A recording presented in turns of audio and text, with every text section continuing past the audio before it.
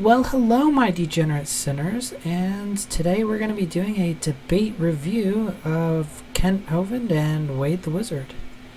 And, yeah, we'll just jump right in. And choosing the direction that we should take in terms of the debate. So, Wade, let's hand it over to you, and whenever you're ready, the floor is yours. All right, thank you.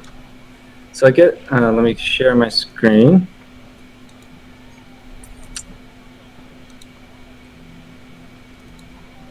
You see my screen there? All right, cool. I guess just as a bit of formality or whatever. So with any and every other debate, they agree on, whether that debate is on gun rights or abortion, they define the terms. Really want to emphasize that we're going to be using the definition of evolution that is accepted by all scientists, and that is the change in heritable characteristics of biological populations over successive generations. In short, it's reproduction, variation, and selection. Okay. Endgame. Here we go. So, if we're in the forest and we find some footprints, we make an observation. This is evidence. This is a piece of evidence, and we can conclude that either it was some mysterious creature, it was Sasquatch, or we can conclude that maybe it was just somebody wearing some fake feet, and it's all a hoax. The footprints are a piece of evidence. We're gonna find, I suppose I should say, until we find more evidence to confidently conclude one or the other. First first footprint that I want to look at is DNA. This is very well understood. It's very well tested. We can see that we can create these great family trees with comparing the similar DNA. And what we observe in nature, we see that, wolves, coyotes have similar DNA. You have alligators, crocodiles, 93% similar, emus, cassowaries, chimpanzees, and humans. They all have similar DNA. Now, if we compare, so I want to look at the two different conclusions that we could form. So, I always just find this DNA argument to not be useful because it's extremely uncompelling to the creationists, as is pretty much every argument, but it's not even compelling to me as like a thing to talk about. What you should be talking about is in the DNA is the specific organization of things that don't need to be there. So if you say, like, okay, of course, the creationist is going to say, of course they have similar DNA because God's putting similar things in them. They all have blood. You're going to have blood genes. They all have bones. You're going to have bone genes. Stuff like that. But when talking about DNA, we should be talking about things like ERVs or ALUs and other unique mutations that actually are used to track relationships between animals or any organisms, because they're in unique spots that have no particular reason to be there and are completely random and highly variable. And so when you find these DNA elements in the same spot with similar sequences, this is a almost irrefutable, I would say irrefutable, way to see what is related, because there's no actual reason for a designer to do it this way. And so you can use parts of DNA that actually literally don't do anything. You can also track the separation of certain DNA elements, the actual mutations within functional elements that have no effect on the function, silent mutations, things like that would only occur in exactly the same way in different animals, especially when you add up all the different similarities if they were related. But just saying they share similar genes is not enough.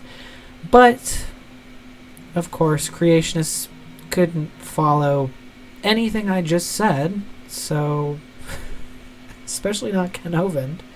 He can't even follow a single sentence dumbed down to the level of a fourth grader without forgetting the previous sentence. Creation would suggest common DNA means a common designer, and that seems fine and all. And evolution would suggest that common DNA means common ancestry, but creation isn't consistent in that. So they support the idea that like a wolf and a coyote are similar or have a common ancestor because of their similar DNA, but for some reason there's an exception when it comes down to our. They actually just use anatomy.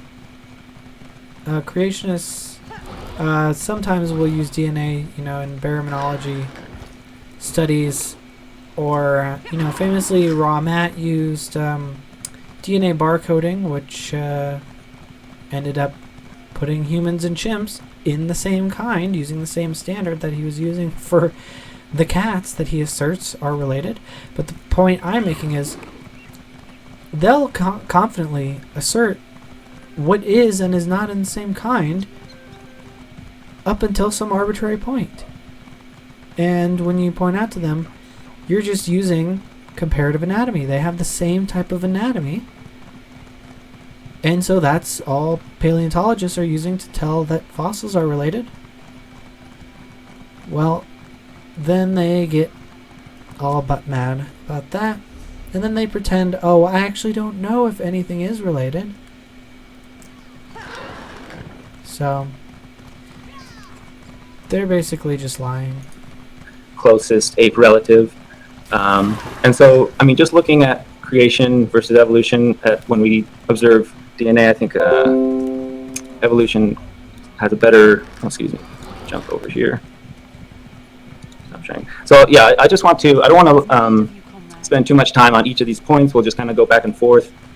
So I'll give the time over to Kent, and you can talk about DNA. Okay, Wade. I kind of like this format of he'll present something real quick, and then Kent will respond, and then he'll get the floor again. It's kind of like breaking up the opening statement a little bit. Thank you so much, for that first point. And also seems to allow more coverage in the presentation. Those visuals, always helpful. Kent, we'll give it over to you. And I guess we'll go from here and focus on DNA for now. That was just a few minutes, so Kent, feel free to take the same amount of time, and we're just going to have a free-flowing discussion. Go ahead. Okay, yes, his definition, evolution is change in the heritable characteristics. I didn't write fast enough to get it all down. They are backpedaling desperately. Wade, you are backpedaling. The word evolution involves a lot more. He didn't write fast enough to get the standard definition of evolution, or you didn't Google ever. More than that, okay? The guys have realized you cannot defend the first several meanings of the word evolution, which I... Backpedaling. What is being backpedaled? Everyone knows that this is what we're arguing about. Nobody cares in these conversations about the origins of life, about the origins of the universe or stars, Kent. We're talking about biological evolution. I don't understand what the point of bringing this up is, because it never goes anywhere. He never goes anywhere with this. Is it just to piss people off? I cheerfully give in my seminar all the time. Science is what we know, knowledge accumulated by experimentation, observation, testing. That's what the word science means. We observe changes in populations in real time. We observe changes in populations in the fossil record. We experiment and we test the theory of evolution. Evolution is science by definition, by your definition, Mr. Hovind. Evolution is not science. We do observe characteristics that are... and you are not a doctor. Passed on that are similar. And I agree, my children have some similarities to me, and I have some to my dad and my grandparents. I agree. But we're still human. So I define the word evolution with 6 different meanings, and I know you guys hate this because it exposes the stupidity of evolution. But first you'd have to have cosmic evolution. You define it that way. No one else on the entire planet does. Big Bang. Something has to get there. Then you have to have chemicals evolve. Even if he was right, Everyone knows we're just talking about biological evolution. I actually like when he does this because it's pointless and it wastes time. It wastes his time. I don't like that it's wasting time in general, but the less he has to actually say that's on point, the better for the other person. Chemical evolution is where the hydrogen gas from the Big Bang turned into everything else. Chemical evolution. It's in all.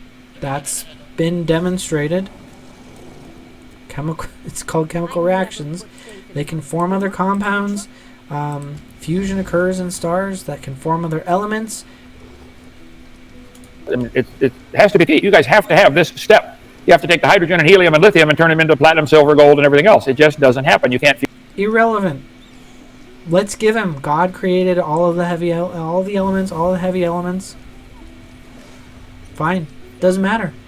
Does not at all have any relevance on whether or not the origin of species is from evolution.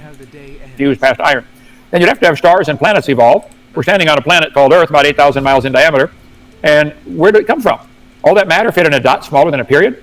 They don't like to talk about stellar and planetary evolution, because there is no evidence of a star ever forming. None. No, it's because it's completely irrelevant. They believe it. They believe it very strongly. Stellar evolution. Nobody knows how a star evolved. We covered all this last night. Then they have to have, let's see, right here. There's a lot of stars out there. A whole lot of stars, okay? Kent loves to take things. Okay, so we start with one topic, DNA. And he goes into 6 different fields, entire fields of science. Instead of just responding to one specific point within biology, he has to bring up fucking astrophysics. One topic at a time, Kent.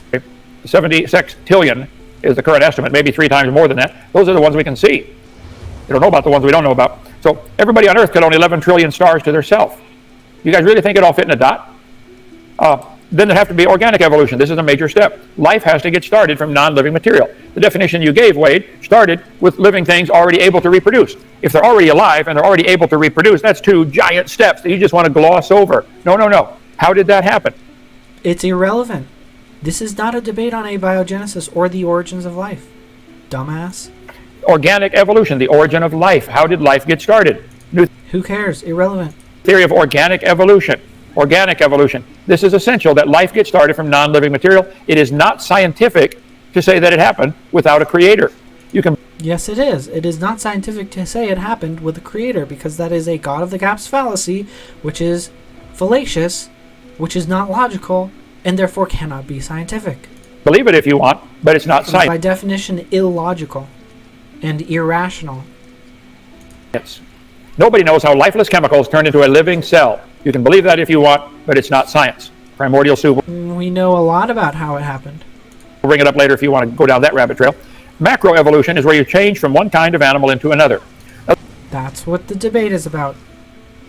The definition you gave, change in the heritable characteristics of creatures or something to that effect. Well, then it's already alive and it's already able to reproduce. Yep. That's what evolution is. Where is the evidence of any animal ever changing into something else? Nobody's ever seen this at all, ever. That's called Pokemon. Macroevolution doesn't happen, okay? It's been proven to happen. Macroevolution, we got plenty of stuff on that, 4 process of evolution. We do see a variety of dogs, 339 recognized breeds of dogs in the world. I agree. They probably had a common ancestor called a dog. That's as far as it goes. Now, if you want to say your definition of evolution is change in the... No. No one calls the common ancestor dog. Wolves are not dogs. And wolves have a common ancestor with other canines. Every creationist organization says this. Characteristics. Well, I think the Great Dane and the Chihuahua have a common ancestor, but are different. So if that's all you mean by evolution, well, then the debate's over. I agree with you. That happens. Variations happen. Lots of different kinds of dogs in the world. A bunch of them. Might have had a common ancestor called a dog. It doesn't prove the dog is related to the alligator and the pine tree. You may get a big dog or a little dog, but you're always going to get a dog without exception. And a 4-year-old can tell you. I do this all the time. I'll get a 4-year-old and say, okay, kid, here we got a dog, a wolf, a coyote, and a banana. Which one is not like the others? I've only ever had one kid get it wrong. He said the boy. Okay, I'm sorry. The banana. They all say the banana. Bible says they bring forth after their kind. That's all we've ever seen. Darwin wrote a book and changed it to the origin of species. Well, a dog and a wolf are different species, but they can still mate and bring forth. They're still the same kind. Lastly, microevolution, and it seems, Wade, that this is what you wanted to focus the debate on. Okay, I think variations happen. I think there are changes in the heritable characteristics, but I think they are limited. Just like we've noticed, they can get faster and faster horses, but they're going to reach a limit at some point. Secretariat, whatever ran the Kentucky Derby, whatever it was, and whatever time it was, that's getting close to the limit. They put a lot of money into horse racing. Why don't they breed wings on the horse and fly around the track in 3 seconds? The fact is, yes, changes are in the gene. The gene code is able to make a variety of changes within limits, and you guys don't recognize the limits. You think it just goes forever. No. No, literally no one thinks that. You don't recognize the limits. You go on and talk about, oh, can you get a dog the size of Texas? Can you get a horse as fast as a jet engine? No, and nobody has ever proposed that that happens with evolution. So why are you bringing it up? The limit, you never want to talk about. You want to avoid that like the plague. That was the entire tactic that you took during our last 2 debates. You could not handle this. What is the limit? Can a wild dog or wolf evolve a flat tail? Is that microevolution or not? Is that a limit to microevolution or not? You can't answer that because you're a coward. Your entire tactic is pure cowardice. Microevolution is a lousy term, but the way they use it, it just means there are variations within the same kind of animal. No, it's a great term because it is what you believe happens. So, could a wild animal like a wolf evolve a flat tail and adapt, micro-evolve, flat tail, a higher nose on its skull, bigger webbed feet? Is that all possible? Okay, then you have gotten a different kind. 1,000 different kinds of apples now. Probably had a common ancestor called an apple. So if that's what the debate's on tonight, well then it's over with. I already won. I agree. Variations happen, but they're limited. So Wade, do you think the variations are unlimited? You already lost. Evolution is the science. It is the consensus. There is no debate in science. You have lost. It is taught in every public school across this land. You have lost, and it's fucking hilarious. Do you think an apple is related to an alligator? Do you think an apple and an alligator have a common ancestor? Just take that one. Apple and alligator. Do they have a common ancestor? Your turn. I'm going to name 2 different things that are different and just make fun of it and not have any type of coherent point whatsoever. Okay, wow. That's his entire tactic. Something is different, therefore not real. Not evolution, not real. And literally none of this addressed Wade's point. I figured it was going to be bad, but I didn't expect it was going to be that bad. So, if we were having a... Good on you, Wade. Imagine we're having a debate on creation, okay? And you, Kent, you give your definition of creation, and then I say, oh, no. Actually, the correct definition of creation is these 6 points, that are complete. Someone should do that. Creation is defined as anyone making anything, and Kent wants to avoid that. He just wants to talk about God intelligently designing things. But I can create a folder on my computer. That's creation. That is literally the level of equivocation, which is another fallacy. It is the literal fallacy of equivocation that Kent is committing. That is the level of pure dishonesty and irrationality that he is engaged in every debate. Completely unrelated to your definition. We're not going to have a very productive debate, all right? So, like planetary evolution, you're like, it's reproduction, variation, and selection. So we don't have planets that come together, make a baby that's slightly different, and some kind of natural selection doesn't happen.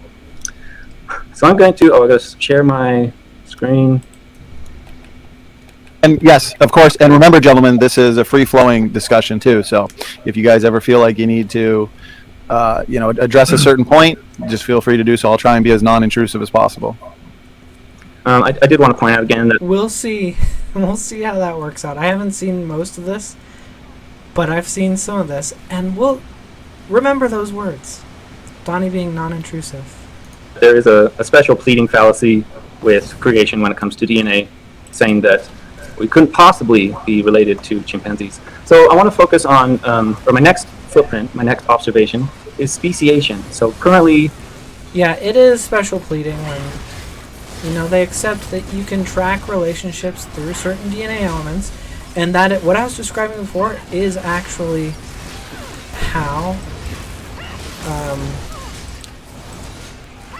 basically ancestry is determined in ancestry tests among humans. Is you find, see again, you're not finding any major differences.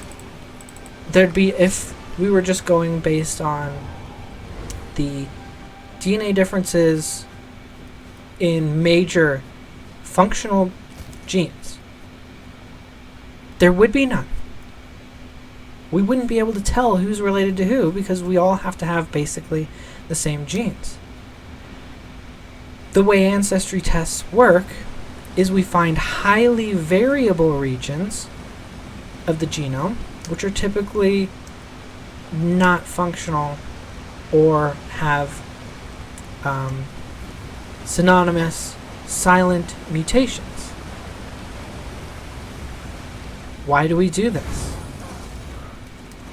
Because these are highly variable, and the likelihood that two people are going to have the same child with the same mutations in the same location in these highly variable regions are, 1 in, like, it's like when they read out the results in court, it's like 1 in dozens of millions, hundreds of millions. And so it really narrows things down, and we can do that across species. So, sorry. there's an estimate. I mean, it's extremely difficult to count, but they have a lot of good methodology as far as doing estimates. There's estimated over 8 million species. So, I mean, even if we err on the side of caution, say, because there's over there's 1 million animals that are cataloged, just animals, not plants, fungi, protozoa, things like that. There's a lot of different species. If we look at the creation explanation, okay, a few thousand years ago, the Answers in Genesis says there was 1,400 species. So, 1,400 species over 4,000 years just exploded with speciation. New species every day, but then all of a sudden... You have to also accept that many of the fossils that we find in the fossil record have other fossil relatives. So you have to accept that they diversified, and thus you have to accept that some of the fossils are related to each other, or else you wouldn't be able to fit one of each kind on the ark. See, this is another thing that I should have explained in my debate with Kent. I went more for making him admit that they had parents, and therefore it's the same thing as admitting they had children, but this is actually a stronger point that I need to remember to make in future debates with anyone, is you need one of each kind on the ark. That includes fossil species. There are too many kinds for each species of the fossil record to be represented on the ark. No, you have to have them represented in a compressed kind. Therefore, most of them have to be related to a similar one. You get to decide which are similar enough for that.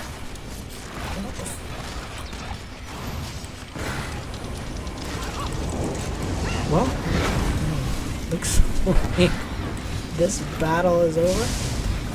I'm stuck in a door. Anyway. It just stopped. Like,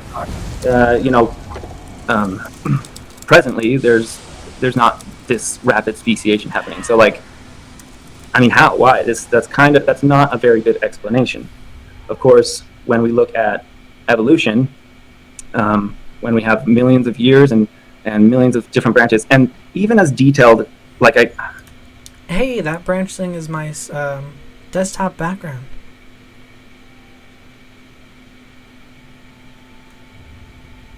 I think I have,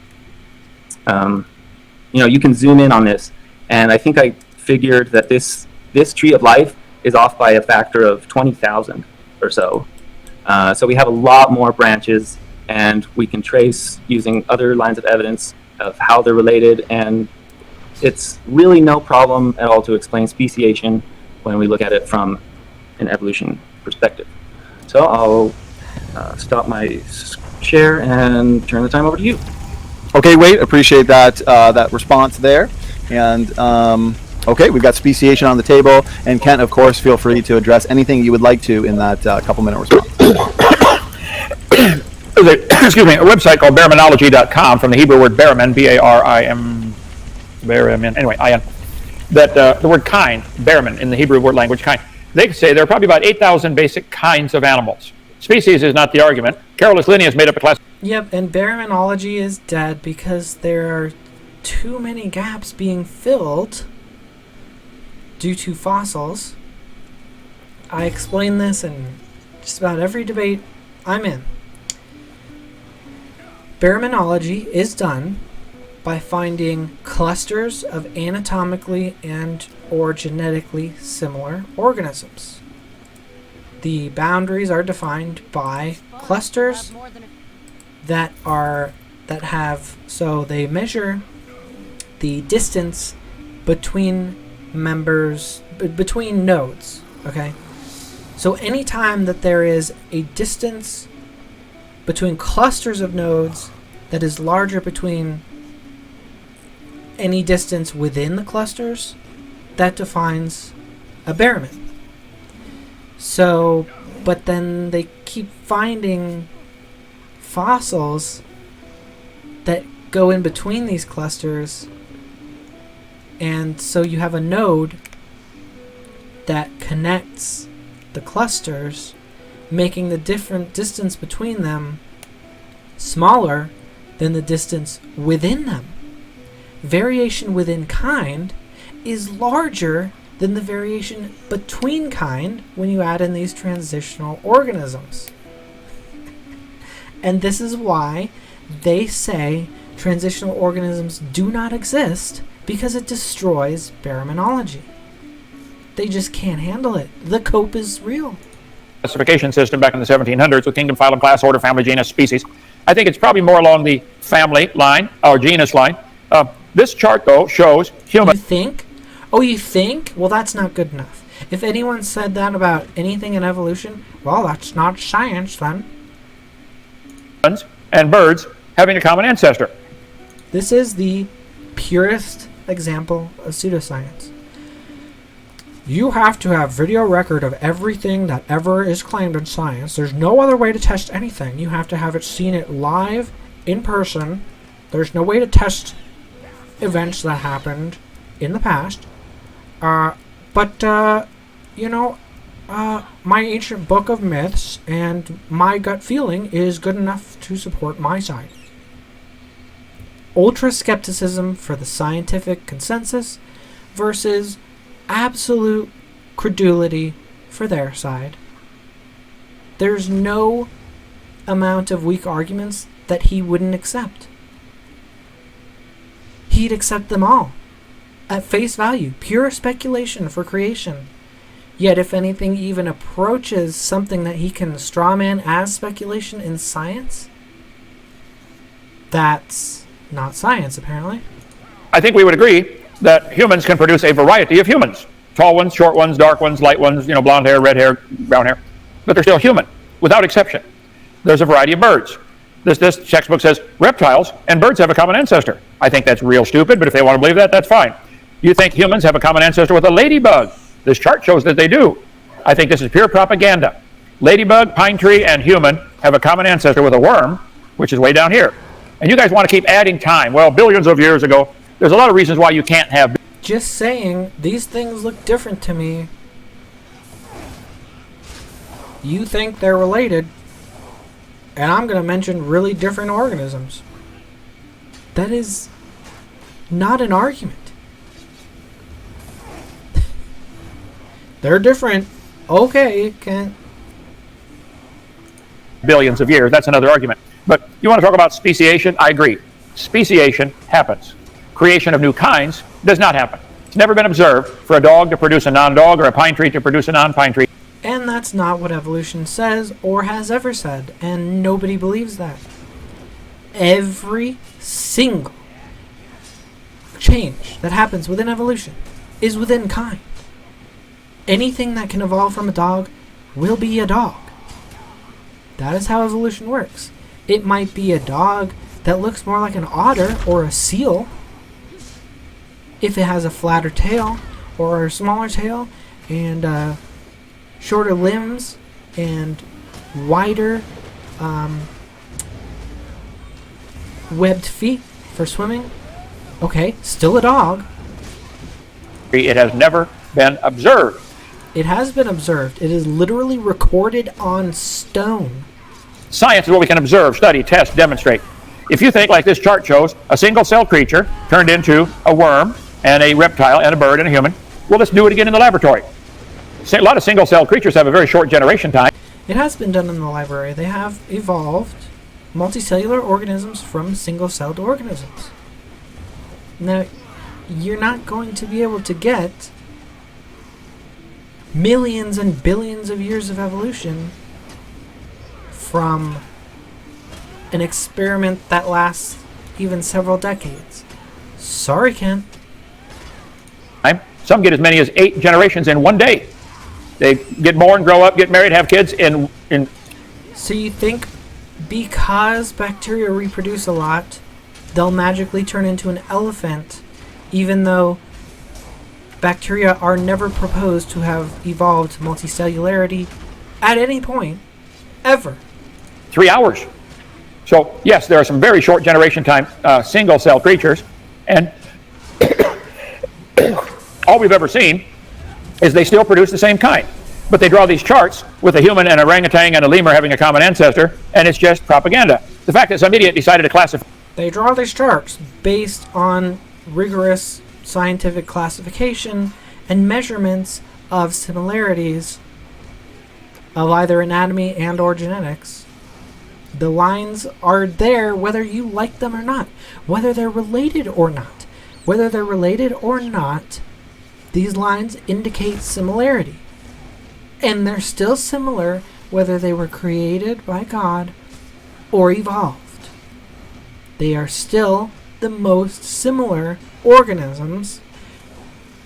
Now, are these differences explained by a god? Well, literally anything is explained by a god, which makes it a completely useless theory and untestable. There is no failure state. You can just say, well, God wanted it that way. There's nothing we can rule out, no way we can rule that out, other than the fact that it's completely fallacious, which is the whole point of unfalsifiability, is that it is fallacious. We can, however, test the theory of evolution, and it has passed every single test thrown at it.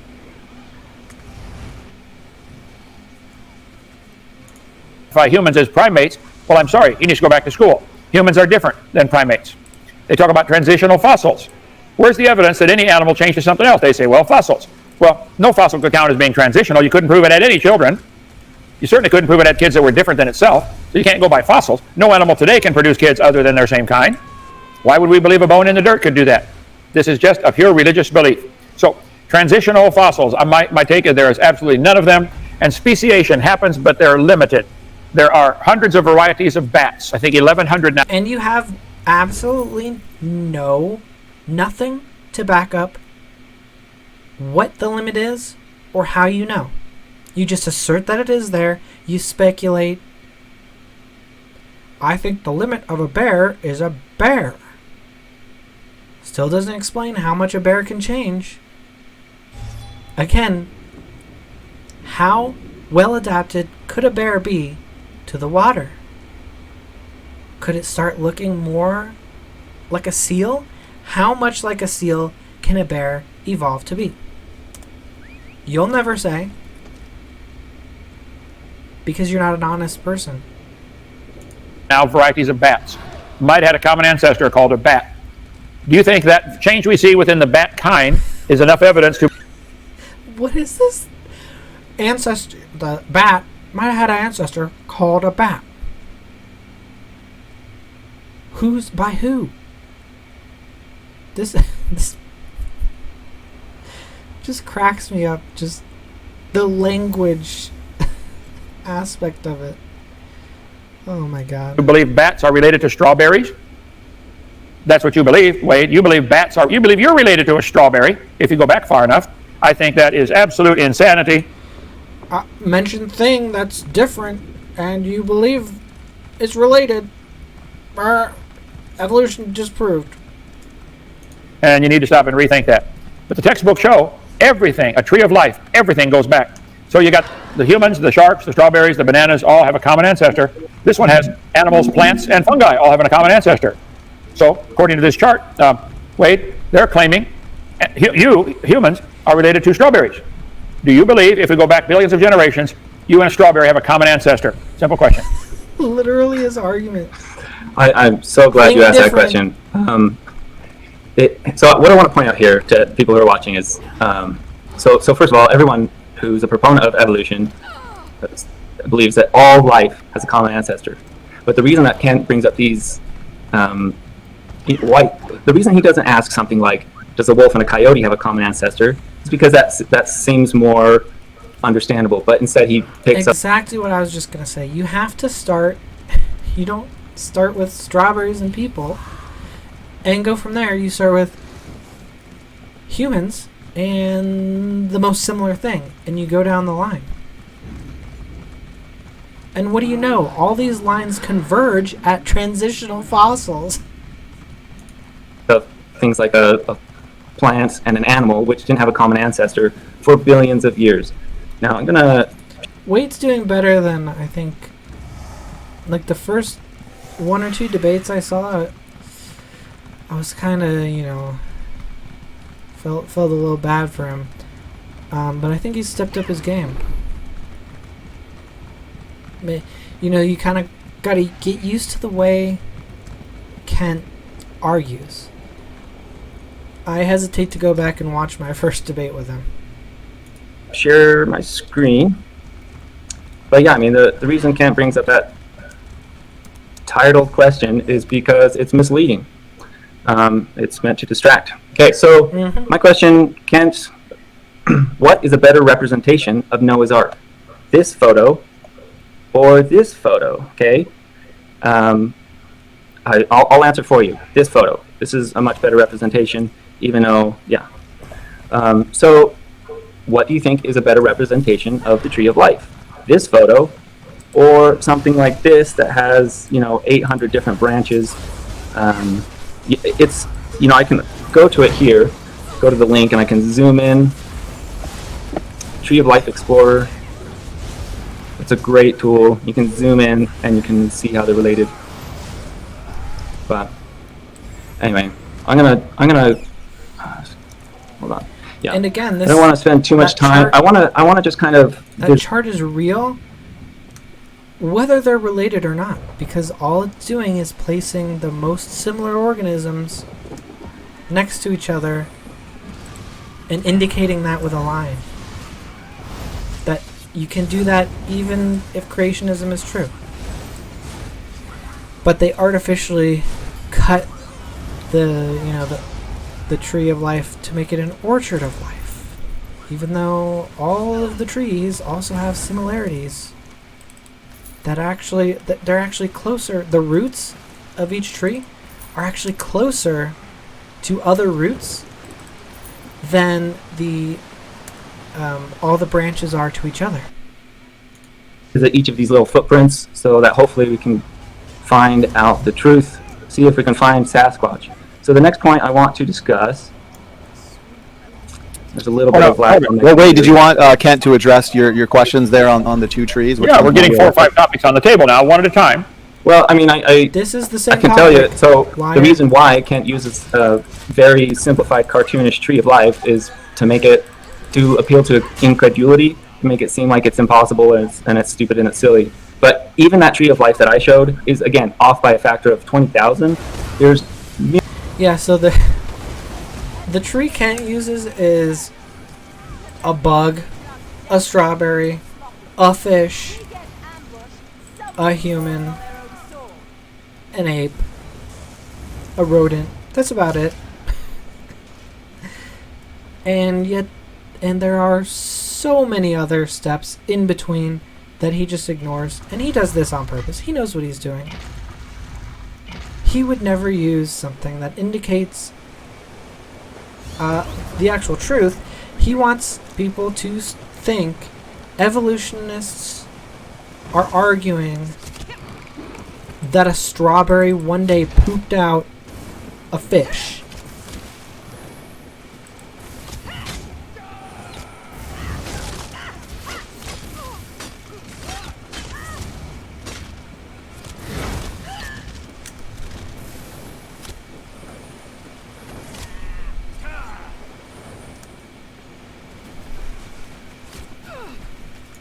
millions and millions of branches. And yeah, so that's why. Yeah, let me try to understand now. So if you have a tree of life that only has 100 branches, and you have another tree of life that has 8,000 lines they've drawn on paper, because it has more lines on paper, therefore it's more accurate, I don't think any of those lines they drew on that paper have any science to back them up. We never see a cow produce a non-cow or a dog produce a non-dog.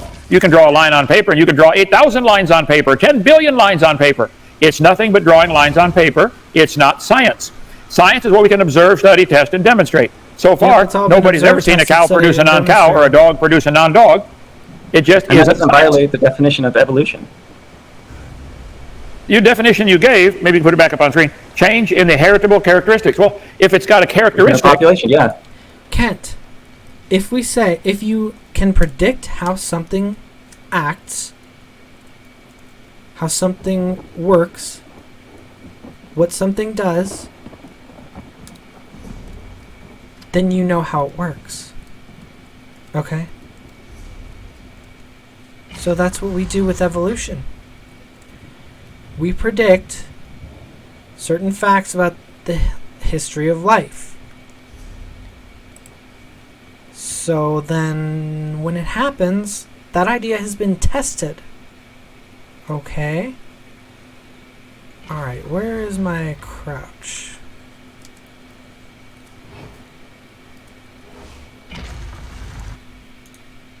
Okay, well, if it has any characteristic, like a nose on the front, tail on the back, 4 feet, that is indication somebody designed it that way in my book. But you say, wow, these have similar characteristics, therefore... Everything is an indication someone designed it that way. There is no way... There's nothing you wouldn't say is an indication of design, Ken. Everything is. That's the whole point of your unfalsifiable model. If it was the opposite way, you'd say it because it was designed intentionally. No matter what way it is, you'd say a god did it. That's why it's a completely useless theory. There's no way to use that theory to predict anything because everything fits the theory. Only if the theory fits only a couple of outcomes can it be used to predict specific outcomes. If it can explain anything, then it's going to be used to predict everything, and thus it is absolutely useless. Before they have a common ancestor. That's not science. That's a religious belief. And you might state it forcefully, but it's still nothing but a religious belief. No. And this is... I just love the fact that he says this, because this just shows the power of the atheist arguments are winning.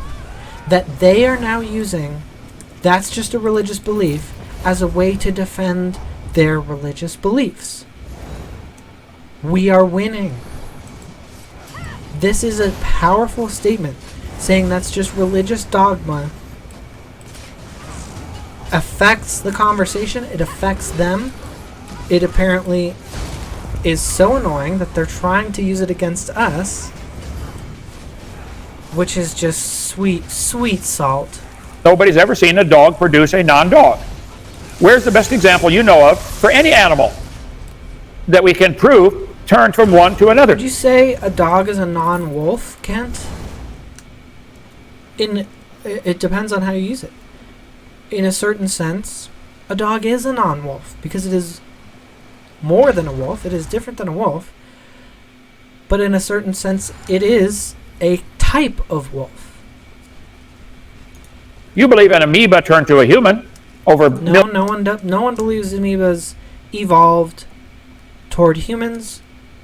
No one believes an amoeba turned into a human either. Not one person ever.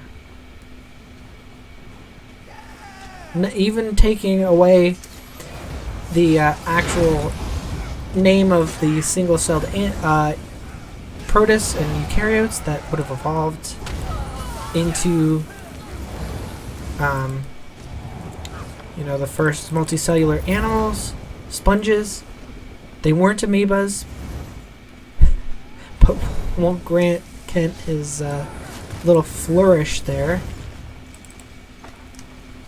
The colloquialism, calling it a amoeba, as Kent would say, a protista, even though that is like saying a ducks, a mice.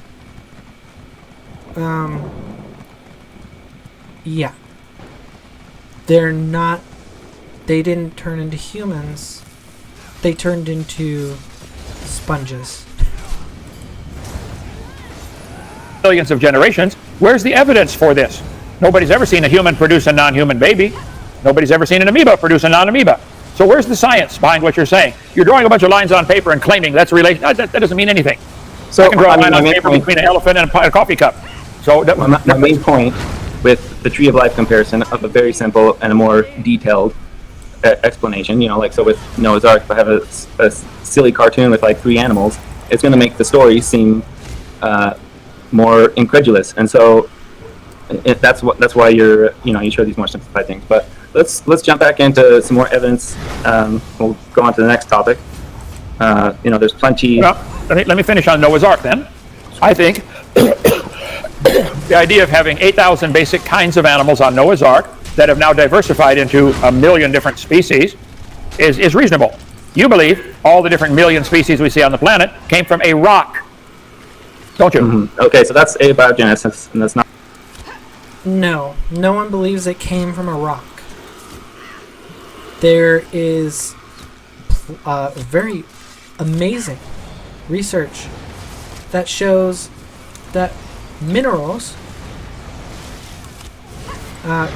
certain clays, are involved in scaffolding and grafting and allowing organic materials to bond to each other. Nothing came from a rock. Certainly the rock didn't come alive or give birth to anything. You, however, Kent, believe that mankind literally came from a rock. Dirt, pulverized rock.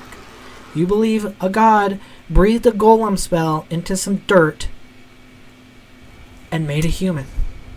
And then you believe that Eve is created from male genetic material. So Eve is apparently the first transgender woman. So put that in your pipe and smoke it. Not, evolution. So we're going to just go ahead and move on to the next topic.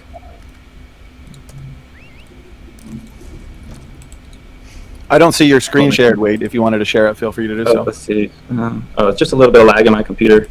No worries. You see it? Yes, it says survival of the fittest is what I see. So I want to talk about something that we observe, scientifically observe in nature, and that is a lot of suffering. It is a cruel and terrible world out there, whether you're getting eaten alive or you're starving to death or getting burned alive, or maybe you just reproduced with your mate and then they bit your head off. So if we look at creation, apparently, so the explanation is that the first human male and female, which already we have problems because, anyway, that's besides the point. So they stole a cookie out of the cookie jar and disobeyed God, and because of that, God punished every generation from there on afterwards, and all the animals. And like God designed these animals to suffer. A loving God, mind you. If we look at evolution, it's a simple and wonderful explanation. We see that it's the survival of the fittest. This guy who's a little bit faster, he's gonna go on to reproduce and carry on these heritable traits to other populations. So let's turn the time back over to you, and you can talk about that issue. Well, we're not here tonight, I don't believe, to defend the Bible. I'm not asking that to be taught at taxpayer expense. The purpose is, the title of the debate is, where's the evidence for evolution? So I agree, survival of the fittest seems to work. But in your mind, survival of the fittest somehow implies arrival of the fittest. And that's where it goes just flat stupid, okay? There are faster horses. I'll show you some examples here. Alt DV 14O. Survival of the fittest is essentially just selection. It is not mutation.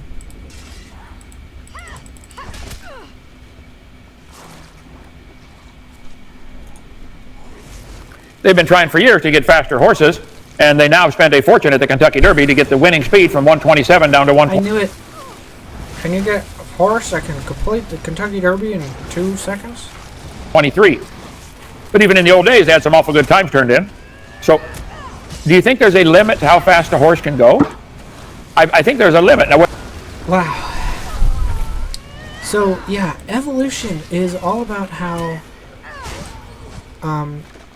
animals just get faster and faster and faster and faster, right? It's not about change of skeletal structure or, digestive enzymes or muscle and tissue changes. No, it's about just infinite increases in speed. Slaughtered. Nothing ever changes. Piece of shit. whether they reach the limit or not, I don't know. They're probably getting close. But my point is, sure, survival of the fittest happens, but it's not going to create anything new, and it doesn't explain the arrival of the fittest. How did it get to be a horse in the first place? So we have varieties of just... Because a three-toed mammal evolved to have one toe, and now it's a horse. About every kind of animal, and some would not survive in nature, depending upon what part of nature they're in. If you turned all the dogs in the world loose in Alaska, the little bitty ones wouldn't survive. The ones with short fur wouldn't survive. So nature can select certain things to survive in a given environment, but it doesn't create. Right. Nature selects, mutation creates. Anything. You want to give it a creative power. This survival of the fittest, you want to make it create things, and it just doesn't. Wade, I'm sorry that you got suckered into believing that, but it's not true. There are different kinds of lions and cats. The Bible says they bring forth after their kind. I think now they figure there are 500 varieties. You got suckered into believing, rigorously tested scientific stuff. The Bible says you're wrong, so that's quite rigorous. There's no arguing with that. Double standard. Varieties of chickens that man has developed. Some for more eggs, some for more meat, some for to stand hotter climate, whatever. But they're still chicken. No, they've never got out of the chicken category. What happened? The Bible says they bring forth after their kind. That's all we've ever seen. 8 different species of owls. Wow, might have had a common ancestor called an owl. But you believe that this is enough evidence to convince you that an owl and an oak tree have a common ancestor. Variations happen, no question, but they're limited. This is what you guys refuse to admit or understand. Might have had a common ancestor called an owl. Because we made us stupid. There might still be a way to say No.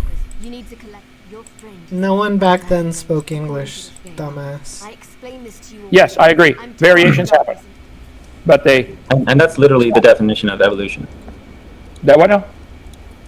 What you're explaining, like, so varieties of, what is that, you have carrots or potatoes or whatever. So evolution. You cannot make a carrot have 100% sugar. Checkmate, atheists. Is a change in the heritable traits of biological populations over successive generations. That's evolution. Well, hold it. I agree. The traits can change over successive generations, but do you believe there's any limits to those changes? Why is Kent now saying that he agrees with the definition? Because Wade hasn't explained how stars form or how the universe came to exist at all. Kent's full of shit, and he knows it. You showed the family tree, same one I showed. Well, yeah, okay, so Humans. What? like an interesting point, you're talking about horses with wings or whatever thing like that. If we look at dogs, which were unnaturally selectively bred, it has taken us a good 1,000 years to go from a wolf to a slightly smaller wolf. We have like the Chihuahua pug, different, like just barely different. So I don't know what you would be satisfied with, like, for a horse to develop wings. We're talking about hundreds of millions of years. So I don't know. We see we observe a short window of time that we've been around, and using other evidence, we can extrapolate this information and come to a very reasonable conclusion, which is by far greater explanation than design. Apparently, this loving God designed, like, why didn't he just make all animals vegetarian? Well, you said about the horse getting wings, you have to take millions of years. You and SpongeBob got to go in business together. You have a wild imagination. You think we could just imagine if we had millions of years? First of all, we don't have millions of years, and that takes it outside the realm of science. All we've observed is dogs produce dogs. SpongeBob. What's the best example you know of for evolution of anything other than producing after its kind? Because you believe dogs and strawberries have a common ancestor if you go back far enough. You believe these family trees show something. Hey, Don, you're keeping track of time, yeah? Oh yeah, I just don't we're good. Get too sidetracked. Yeah, we got lots of time. No worries. Okay. Wait, this family tree shows humans and frogs and sunflowers have a common ancestor. Somebody drew Yes, lines on paper that's a connecting them. Does this represent science? Yes. Okay. Yes, the lines on paper represent Did you get the vibe? scientific We don't have much- just classification stay with the top end. and There allows organization you to see anyone hiding of in the shadow realm. the It traits also masks your that they presence. have and the I've used this similarities method that to they avoid have. trolls and sneak out of the forest. It really works. But remember, Where's A the good evidence? question. A good question I'll throw in for you both, since we're talking a lot about phylogenetic systematics and these family trees. Wade, when we see these trees with all the different forms of life connected, what's the Is this going to be a neutral question, or is this going to be helping out Kent? empirical data that suggests we can connect them in the first place? What dictates those lines? A good question for you both. Just repeating Kent's point.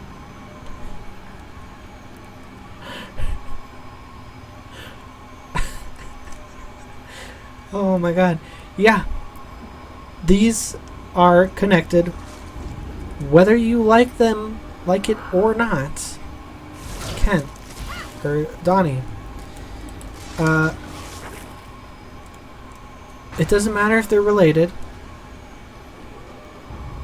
They are connected by similarity, and that is what the lines indicate.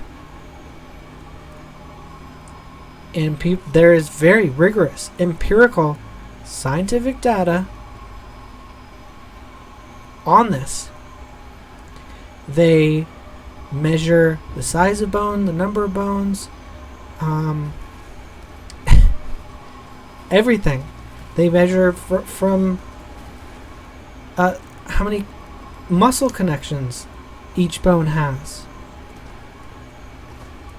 This is very rigorous scientific anatomical study, and they figure out who has the most similar anatomy,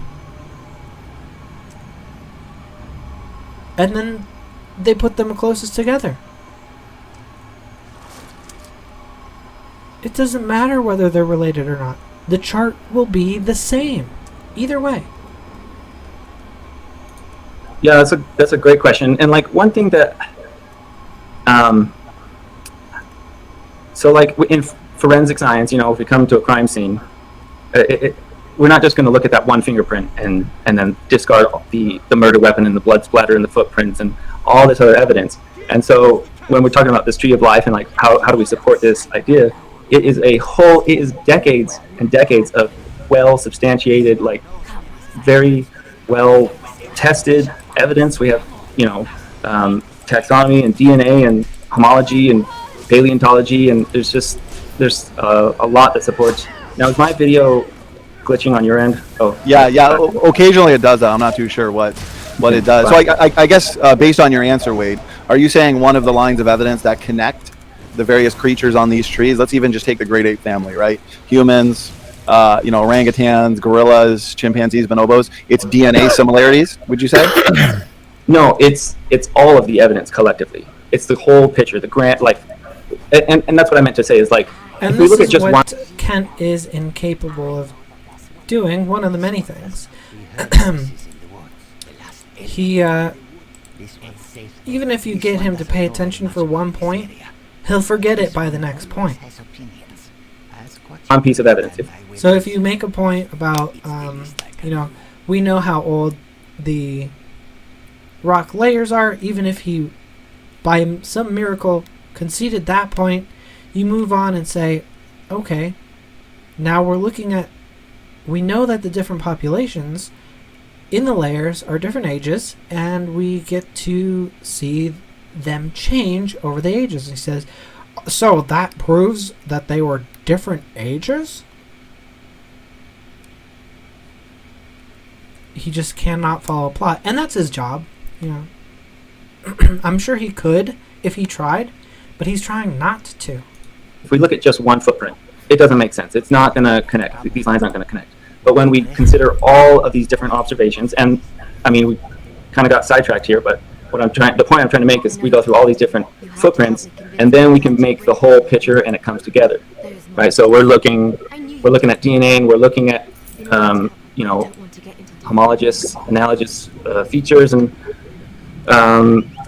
geography and paleontology. I'll stop you there, and we'll get Kent's thoughts on that. I think to finish this last thought, I mean, like, if we dwell too much on one piece of evidence, then we're going to miss the whole picture. Okay, let's do this. Let's allow Dr. Hovind to respond to that response from you, Wade, and then we'll move to another piece of the picture, as you put it. Go ahead, Kent. Each single piece that he considers evidence is baloney. You get baloney plus baloney plus baloney plus baloney. Now you got a lot of baloney, but that doesn't produce anything. None of them are evidence that any animal has ever changed.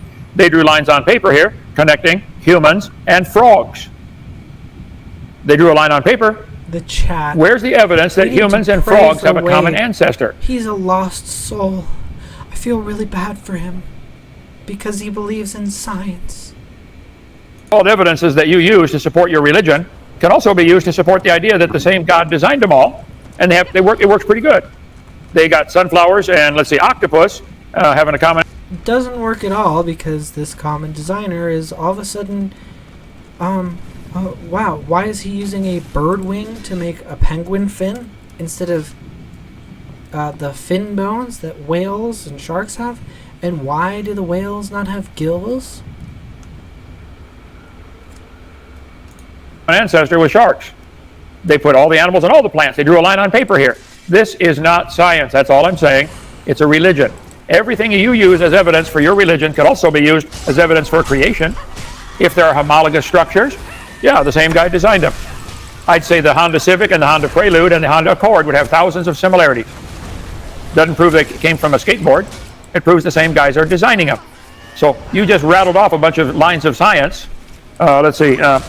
Evidence, all the evidence collected, paleontology, DNA, homologous structure. Rattling off a bunch of big words to impress people is not evidence.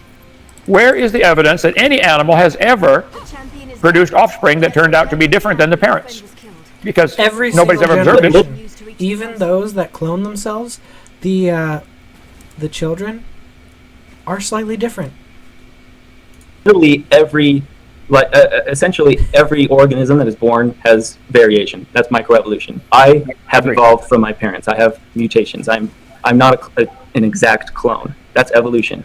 And then macroevolution would be speciation, which also we have directly observed in dozens of ring species.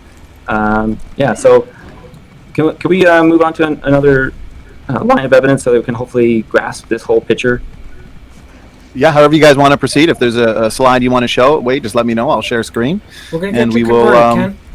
proceed that way. Make sure we discuss all these arguments. Okay, go ahead.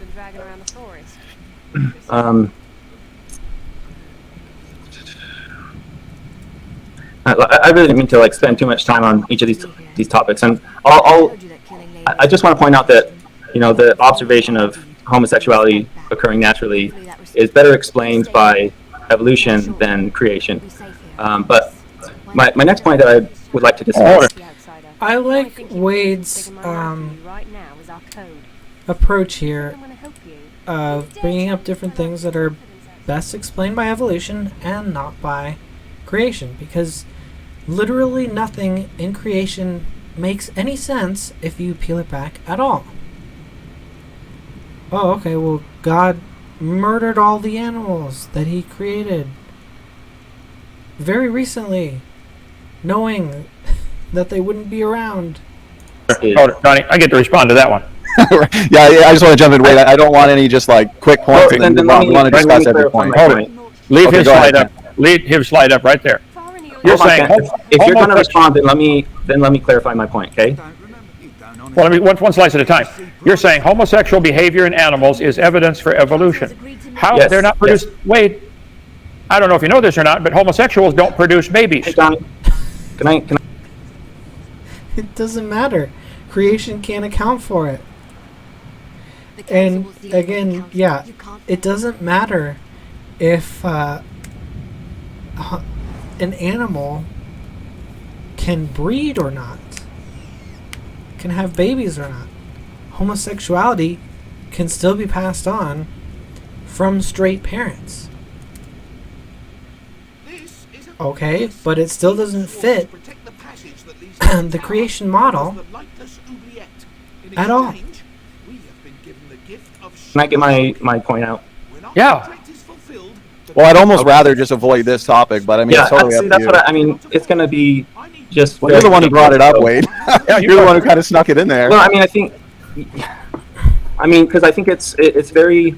My whole point with this debate is to compare the explanation for creation, which there's a supernatural deity or entity that is tricking people into and animals into homosexual behavior. But there's a lot of explanations with evolution, whether it's indirect fitness, like how African dogs will care for their cousins, even though they're not reproducing. Or you have hornet bees that lose their stinger, they're dying, but they're helping the colony. And so whether it's indirect fitness or maybe it's just sexual pleasure, it doesn't really matter. Evolution explains homosexuality perfectly, but to think that Satan would tempt people to be gay, that's just extremely offensive, bigoted, and nonsensical. So the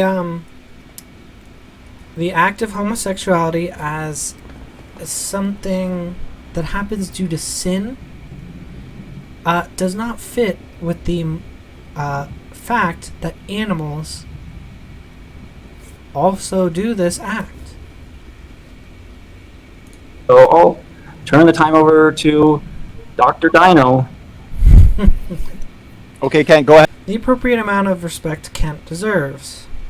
Mockery and scorn. I'd respond to that, but I don't want to spend an overly significant amount of time on this one. Go ahead, Kent. Yeah, they're claiming there are more than two genders. Is that true with frogs and with butterflies and with every animal, or just humans? There's more than two genders. Homosexuality, they don't produce babies. It takes a male and a female. So if you wish to believe that's evidence for evolution, then you're on a dead-end street because they're going to go extinct. If all of them are homosexual, there'd be no babies produced. Your mama could explain it to you how you get babies. But they came from straight parents. Do you think they're going to help you? And not every member of a population needs to have the same genes or same traits. Complicated. I've seen some real dumb people figure it out. Okay, so that's not. It's just so. Yeah, this topic is. We need to have a whole debate on this topic, Donnie, sometime. Yeah, I bet your parents could tell if you were male or female within 5 seconds after you were born. It's not complicated. Yeah, they can definitely determine the sex, but gender is something different. Oh, you think gender? What the hell is he talking about? So Kent's refutation to this is There's only two genders. What did my father say? What does that have Did to you do convince them? with anything? Does he just assume gay is the same as transgender or all the 30 million genders on Facebook? Yes, when the council finally. This is insane. And sex are different, brother. We need to go on to a new topic. This is insane. Yeah, you're gonna tell me to get in on this, Wade. Gender. Okay, let's move to your next point. Go ahead if you want to get your next. I mean, let's see. It's not really funny, and as someone who opposes the left and the SJWs, it's still not funny. There's just their reactions being dumb is funny.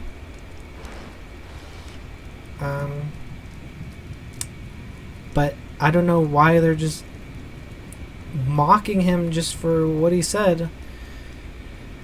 Absolutely no response was given. You see my screen? Yeah. Okay, so I wonder. Yeah, no, what? We're gonna move on. Gosh, there's a little. Okay, there we go. So I want to talk about extinction. This is again another scientific observation. We see a lot of evidence of creatures and animals that used to exist but don't anymore, right? And if we look at the explanation for creation, well, God created these animals and then I guess changed his mind, or they either he killed them off or however they died off. Like, it just wasn't a very good design, I guess. Kind of like scrap that idea, move on. And like, why? What was even the point of creating the dinosaurs if they were going to go extinct? That's a really good point. About so the excuse is always going to be some of them just didn't survive. Okay, so were they worse designs? Really flies in the face of an intelligent creator. Okay. And of course, one topic at a time. This is still the same topic, Kent. You're the one bringing up It's 10 still topics. extinction. The title of the debate He can't even let him finish his point. is where's the evidence for evolution? You haven't shown any yet. But as far as extinction, Wade, that is the exact opposite of what you need. You need new kinds coming on the scene. Where's the example of something new being created? Something going extinct is not going to create something new. So, like I was saying, evolution has a much better explanation as to why we see all these extinct animals. It's simply the one that did not survive the survival of the fittest. They didn't adapt to their environment quick enough. We also have a lot of evidence for mass extinction events, but apparently God's just not a very good designer and had a few scrap ideas. My main point is, like, if we compare the two explanations, evolution is a better explanation. Okay? Extinction is not evidence for evolution. Where, I agree, some animals appear to have gone extinct for whatever reason. And you want to blame God for that, that's fine. You can do what you want till Judgment Day, and then he's going to have his way. But Because he believes in cryptozoology. He believes Nessie is real. He believes dinosaurs are still roaming the forests of Africa.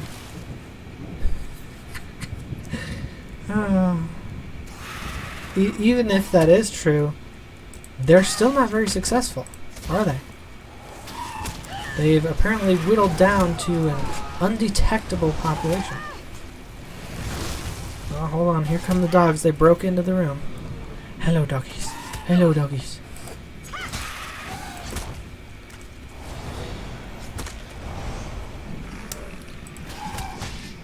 Can you define what evidence is, so we can have a clear communication on that? well, the word science means from the Latin word No, seer. evidence, not Yeah, science. I'm getting there. Seer means to know. We know. How do we know things? We know by observation. See, Wade, he's only memorized the definition of science. He has not memorized the definition of evidence, so he's going to just repeat the definition of science because that's the closest thing he's memorized. Experimentation and testing. I bet you could do 1 billion experiments in a row and crossbreed chickens, and you'd always get a chicken. You're never going to get anything else. You crossbreed dogs, and you're always going to get, here's the squirrels. I bet you could crossbreed squirrels from now till the cows come home, and you're always going to get a squirrel. So all the evidence shows squirrels produce squirrels. That's evidence. We see that. It happens. We do not see squirrels come from a non-squirrel and squirrels come from a single-celled creature. We don't see that. But you believe it. You believe it very strongly. I'm sorry to hear about that, but you do. That doesn't make it part of science. We see animals go extinct. If all the squirrels went extinct, how would that This benefit dog is evolution? moving like hell. I Where don't did the know squirrel get started from? Where did the first squirrel come from? What did it come from?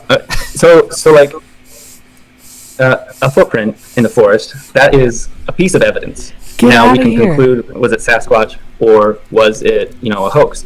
Now what I'm trying to explain very simply is that if we look at some observation, like some bones in the ground, we can either conclude, well, there was this supernatural deity that poofed everything into existence, but then, you know what? Scrap that idea. That animal goes extinct. Why? Or, we look at evolution and things like death, life and death, and its reproduction, variation, and selection, and they were not selected. And that's a much better conclusion. Okay. And to furthermore, like, if we look at that with the whole picture, it just all comes together so nicely.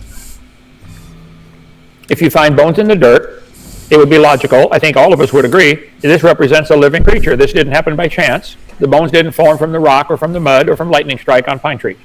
I think we would agree finding fossils in the dirt is an indication of something that was once alive. We could probably both agree on that. Now, could you prove those bones had any children? No. Could you prove they had children that were different? No. So the footprints that you're referring to, the evidence, could mean, hey, the fact that we find fossils in the dirt by the billions, maybe there was a mass event that killed a whole bunch of animals at the same time, like a flood, because fossils aren't forming today. Show me where fossils are forming in any significant numbers. They're not. Animals died today by the millions, and none are going to fossilize. So the very fact that we have fossils at all, like this petrified fossil clam, petrified in the closed position. The entire top of Mount Everest is Hey, covered Donnie, I with just want to get a gauge on time. What now? Are we, Yeah, we're good on time. We're good on time. but I mean, like, how much time before we jump into We got about 15 minutes. Okay, go ahead, Kent. 15? Well, fossil clams in the closed position indicate they were buried alive, because as soon as clams die, they open, and they were buried rapidly, and these are found on top of the tallest mountain in the world, Mount Everest. I think maybe there was a flood. That's a logical explanation for petrified closed clams. What's your explanation? These are found by the billions. There's a seam of them 10 feet thick in Tennessee that goes for miles. Millions and millions of petrified closed clams. How did that happen? Amazing. Wait, I'm going to jump in. I want you to answer that question. How do you explain from your position millions and millions of petrified clams? Jesus Christ. Shut the fuck up, dog. Why is this dog wheezing all of a sudden? He broke in here and just starts... Okay. Go ahead. Petrified clams. So, as a mechanical engineer, I don't know He's much fine if about you're worried. paleontology, I'm not but neglecting this dog. I imagine. He's a So, yeah. I thought it was interesting. My brother, he got his degree in geology, and he was telling me how in southern Utah, they went on this field trip, and there's like a lot of shark teeth in southern Utah. And, a temporary global flood would not be sufficient to have all these teeth scattered. But, it's proposed, or there's a lot of evidence that there was Utah was under a lot of water and there was sharks and, but clams, I don't know exactly the process of when they die or how they, rapid burial with fossils. I don't know. Kent, if you wanted to respond. I got a real simple answer. There was a worldwide God flood. did it. No, the worldwide flood did it. See, the Bible said Yeah. the scoffers in the end of... No, it's because of continental uplift and the formation of mountains. There were rocks that were under the sea, and then continents collided, and they piled up and made mountains. And this can occur in underwater regions that can make the ground higher than the sea. This is actually one of the very simplest questions in all of geology. Even a first grader could answer this one. God did it. God did the flood. God said there would be scoffers who would be I've got a ignorant of the burning creation question. and the flood. You need to write your name down in my Bible next to 2 Peter chapter 3. You're one of those. My book says people won't believe my book. Therefore, that proves my book is true. It's just an admission that your book is unbelievable. Scoffers, wait. I've got a question that I just got to know. Okay. Did rainbows exist before the flood? I don't believe rainbows existed before the flood. I believe they're... Wow. Wow. Wait, you're a mechanical engineer. Listen, you're a mechanical engineer. Rainbows are a So result light of refraction didn't exist before. I answered your question. God Let me go made on. it. Yeah, wait, I think he just wants to answered respond. your Go ahead. question. I do not believe rainbows were capable of being made under high pressure atmospheric conditions with no clouds. You can't get rainbows. Are rainbows everywhere in the world right now, or only under special conditions? So if the pre-flood world had a canopy of ice over the head and the atmosphere was more compressed, that would explain why things lived longer, why they got so much bigger, why they found 27-inch dragonflies, can't fly today, why they find 2-inch long ants, can't breathe today. You got to have higher air pressure. There's overwhelming evidence from giantism of just about everything that things were living longer and growing Giantism. It's gigantism. much bigger at some point in Earth's history. The creation view would say this was in the time before the flood, and no, under those conditions with high pressure and no clouds, you cannot get rainbows. Okay, so I think we're down to like the one last talking point. Yeah, if you, it's totally up to you how you want to proceed. We can put up your I next. saw people complaining in like AJ and Kent's debate, the chat. They were like making fun of Wade for checking the time. They acted like it was constant. He's checked it twice, but it appears he's checking it so that he knows, because this isn't a thing where he gave his opening statement. This is a thing where he's continuously presenting new evidence throughout, so he has to check how much time is left so he knows how much time to dedicate to which points. Interesting how creationists are always idiots. Next point in terms of evidence for evolution and go from there. So if you had something to share on your screen, I'll happily put it up for everybody to see. That's great. That just made my day. So yeah,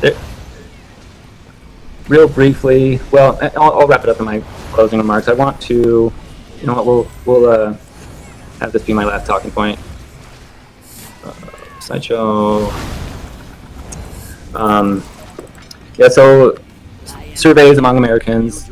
There's 33% that believe in evolution, 18% that believe in creation and God. And then there's 48% that believe in God and evolution. And it's interesting that the only time that there's a contradiction, a supposed contradiction with God and evolution, is interpreting the Bible literally, which I'm unaware of any like scripture verses that say we're supposed to interpret it literally, or that we still have our whole work to prove the Bible. But so we have 98% of scientists that believe or accept evolution, and let's see, what is this? Yeah, this is kind of that same pie chart. Most people, even among religions, believe in evolution, and this is so we can see. So since 2009, 2014, more and more people are accepting the science of evolution, while more people are rejecting creation. Kent is so losing, if we look at and creationism loses in court every time it's brought up. So I don't see why he always brings up this in a fair court. Well, I guess the qualifier fair. You can always just object to the court being fair.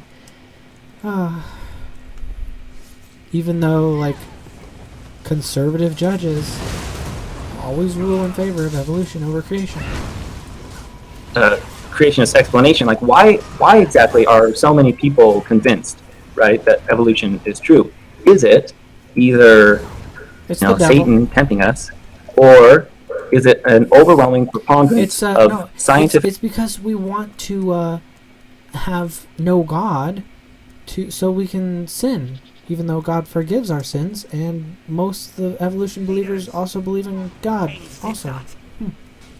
Evidence that people are simply convinced. It's like, what's more likely, that there's sufficient evidence and these scientists are all in agreement, or like it's just so conspiratorial thinking that maybe there's pseudoscience is based on conspiracy. The only reason their thing is not the consensus is because there's a conspiracy against them, which they can't prove and can't demonstrate at all.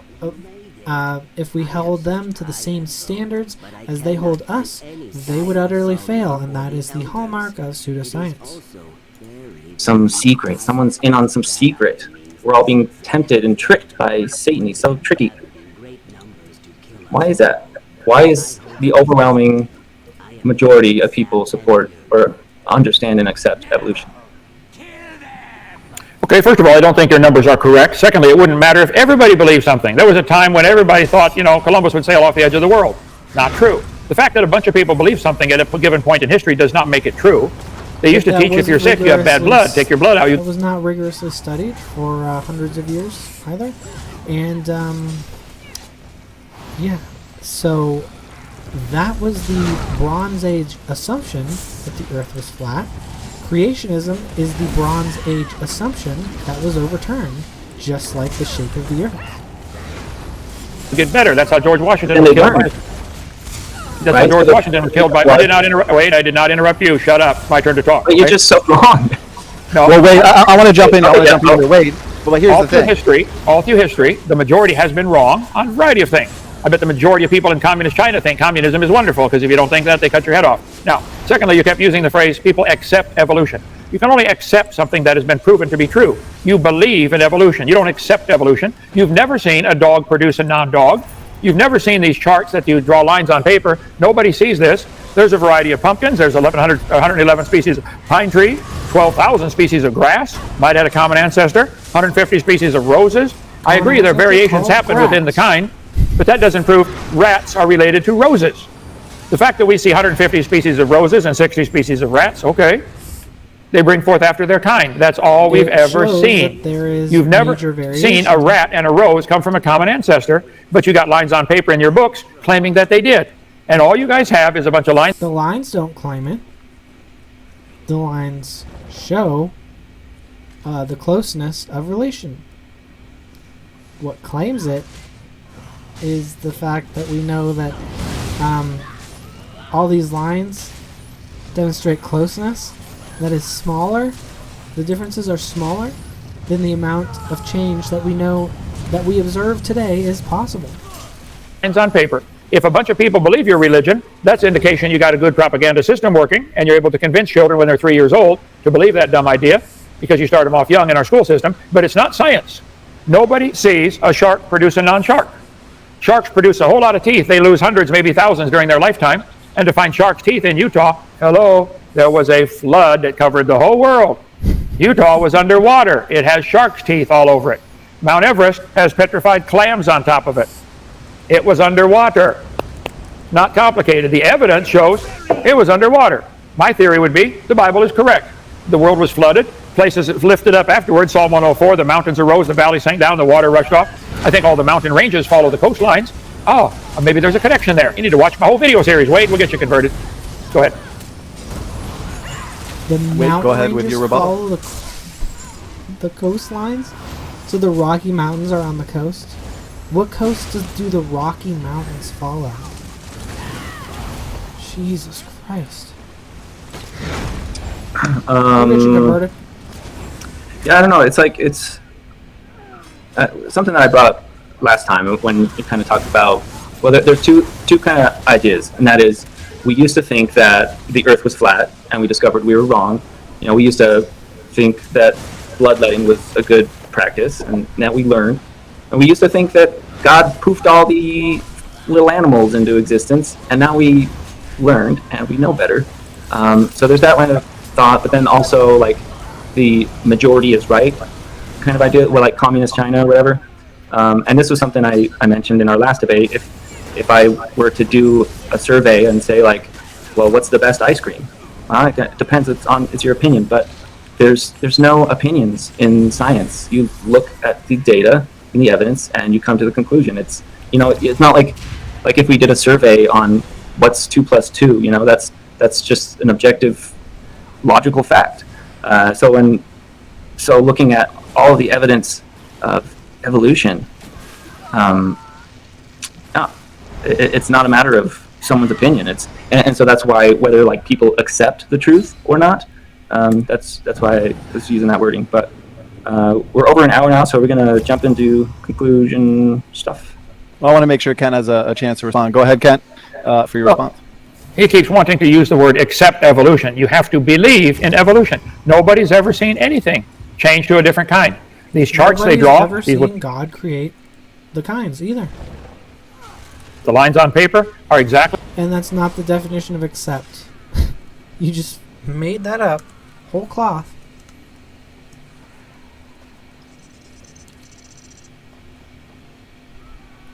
Playing their skins for Nakesh.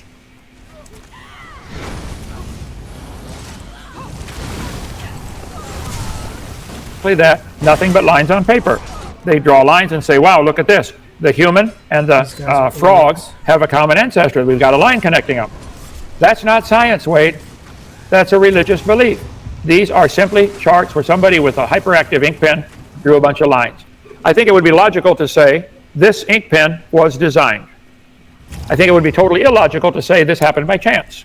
Even though probably its natural components slightly modified with the plastics and polymers, it had a designer. I don't know who did it, I don't know where, and I don't care. Somebody designed it. I bet they even designed the cap to fit on the pen. Wow, look at that. It's designed. If you can't see design in the human arm or in a single cell, I can't help you. One cell in your body, and you probably have 100 trillion. It's more complicated than the space station. Is more complicated than the space shuttle, that's correct. Yeah, space shuttle. Well, then why aren't you seeing it? It's going in one ear and right out the other. There's nothing to stop it in between. You've gone insane, Wayne. The evidence is overwhelming. There's a designer. Wade, not Wayne. You don't want to see that. I don't know why, but okay. It's up to you. Go ahead. Okay, it's up to you if you want a response, Wade, or if you want to jump into closing statements. Go to conclusion. Okay, we'll give Wade. We'll give you 3 minutes to conclude. Kent will give you 3 minutes, and then, as always, we got some fantastic questions from the audience to get into. So, okay, Wade, go ahead. 3 minutes. Yeah. So my overall concept that I'm trying to present, we have these evidence, these footprints, right? And if we compare the explanation of creation and evolution, the evolution creates a much better argument. And yeah, there was a lot of, there was a lot of other things like why humans have such flexible shoulders. It's because our ape ancestors were so good at climbing trees. Why do we have goosebumps? Like when we're cold or scared? Well, because our ape ancestors would puff up to be big, or when, to insulate themselves or make them look scary. Why do men have nipples? Why did God design us to have nipples? It makes no sense. So yeah, anyway, there's a lot of little observations, and if we ask ourselves, well, what's the creation explanation versus evolution explanation? Evolution, just hands down. Yeah, so so I just want to kind of, to you, Kent, few ideas that I've been having. First of all, like science doesn't debate things. Someone will publish a scientific article, and then other scientists can review it, peer review it, verify it, and if it's good, then it's integrated into the scientific community. But another point I want to emphasize. So, Kent, you've had 200, a lot of debates, and yet not a single evolutionist has been converted or been convinced, right? So, what's even the point? You're doing all these debates, and no one's coming to Jesus. And honestly, I think, I used to be Mormon, and the Mormon missionaries, even though we agree that the Mormon church is false, right? The Mormon missionaries are pretty successful. There's a lot of converts, and it's not because they don't knock on your door and they're like, "Hey, you're wrong, you're stupid, and we're right." Their message is, "Hi, we have a message of hope and faith, and how you can be with your family forever." And it's just the happy bit. So I think, Ken, if your overall objective is to bring people onto Christ or whatever, accept Jesus, then you should change your strategy. In fact, when you tell people, "Hey, you're wrong, and here's why," then it creates a backfire effect. It's this personal, protective, cognitive, I can't remember what they call it, but it's a backfire effect, right? In fact, people double down and psychological reactance. They'll say, "No, I know I'm right." So I think you should give up debating, and the people who are watching who want to debate Kent, they should leave them be, and you should just share the good message of Jesus, and that's all. That is all for my concluding statement. Okay, that's 3 minutes. And before I hand it to Ken, I do want to let it. Yep. Creationism is a theists destroy it because people are more likely to leave Christianity as a whole as a result of finding out creationism is a bullshit than they are to change their ways and stop being an atheist and become a Christian based on creationism. If atheists are more likely to believe in God for completely different reasons. So, creationism along with presuppositionalism are two of the single worst. They are the two worst Christian apologetics that exist because they are atheist makers. Let everybody know in the chat that I have now officially caught up on questions, so much appreciated. And Kent, we're going to give you same. The tactic is basically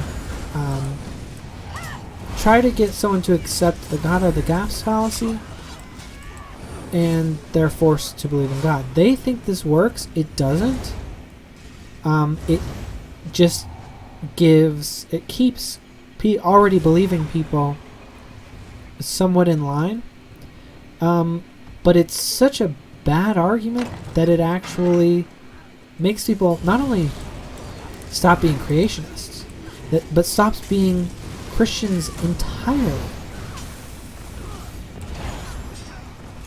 Amount of time, brother. 3 to 5 minutes. Go ahead.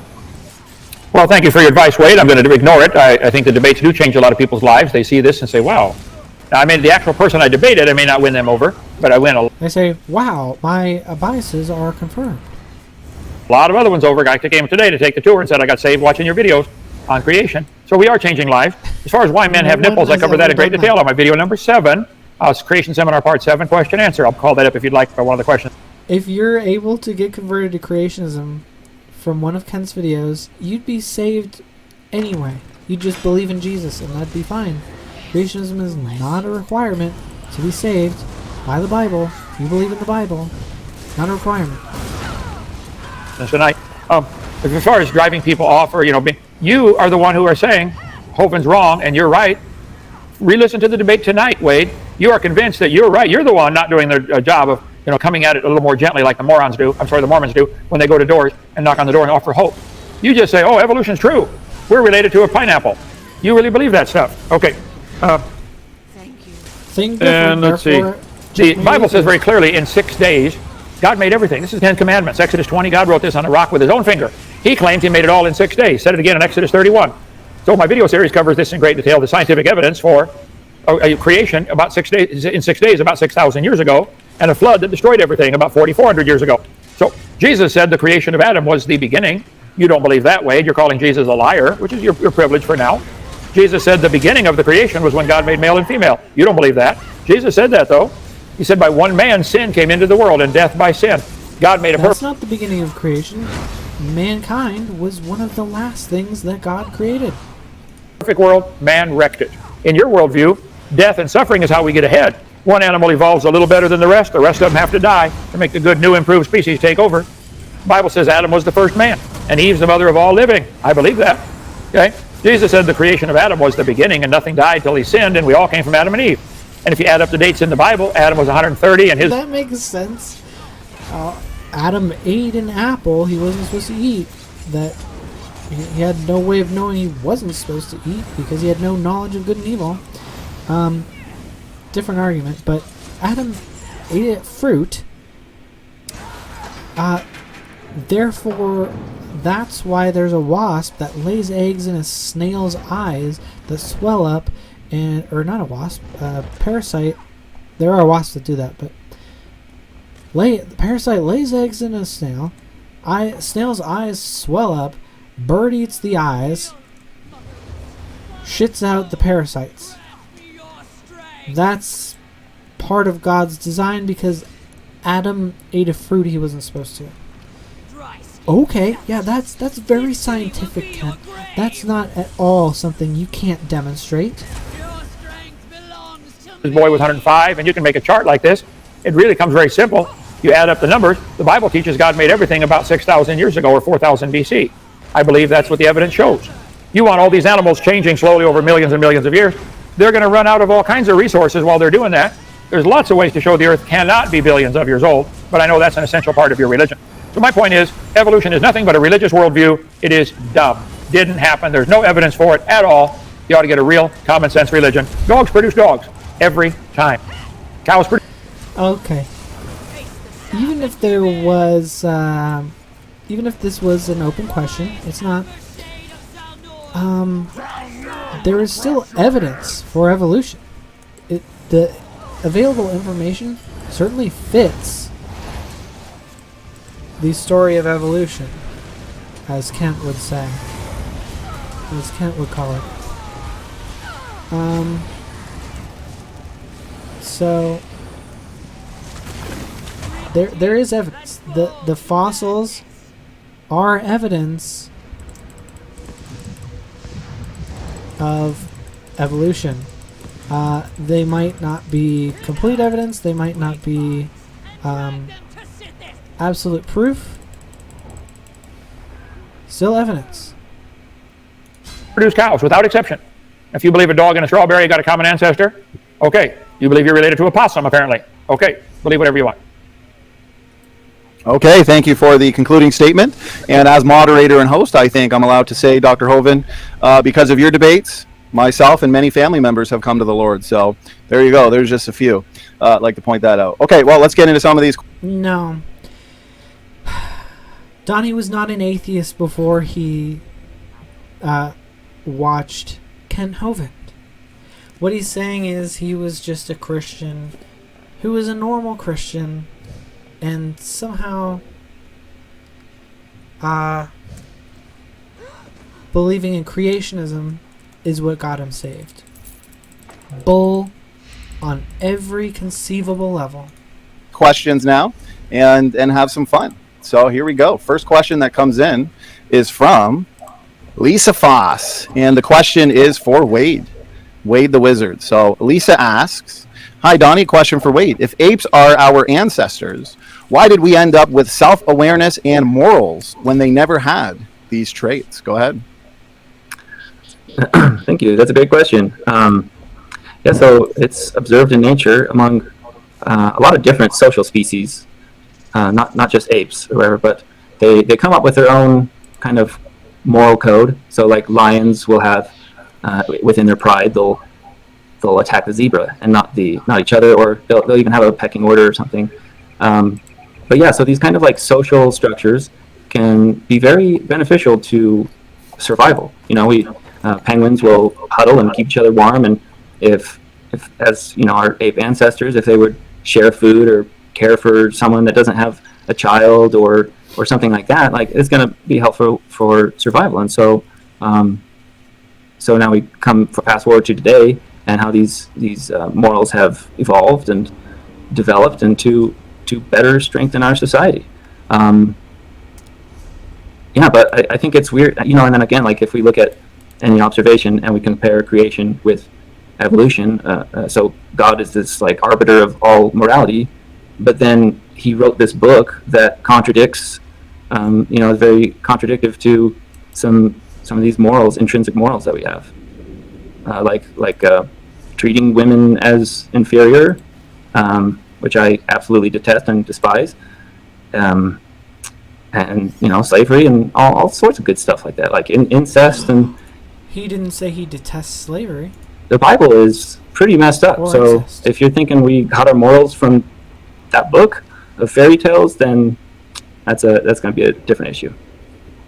Okay, thank you very much there, Wade. And Kent, over to you for your response, brother. Well, excellent question. I apologize for the cough. Where do morals come from at all? Is anything right or wrong? If evolution is true, how do you tell right from wrong on any topic? Would it be wrong to shoot your neighbor and steal his stuff? After all, if you need it, go get it. You know, does the lion eat the baby zebra? The baby zebra probably don't like it. The mama zebra probably don't like it, but the lion likes it. He thinks, where do morals come from? I don't think evolutionists have an answer to that.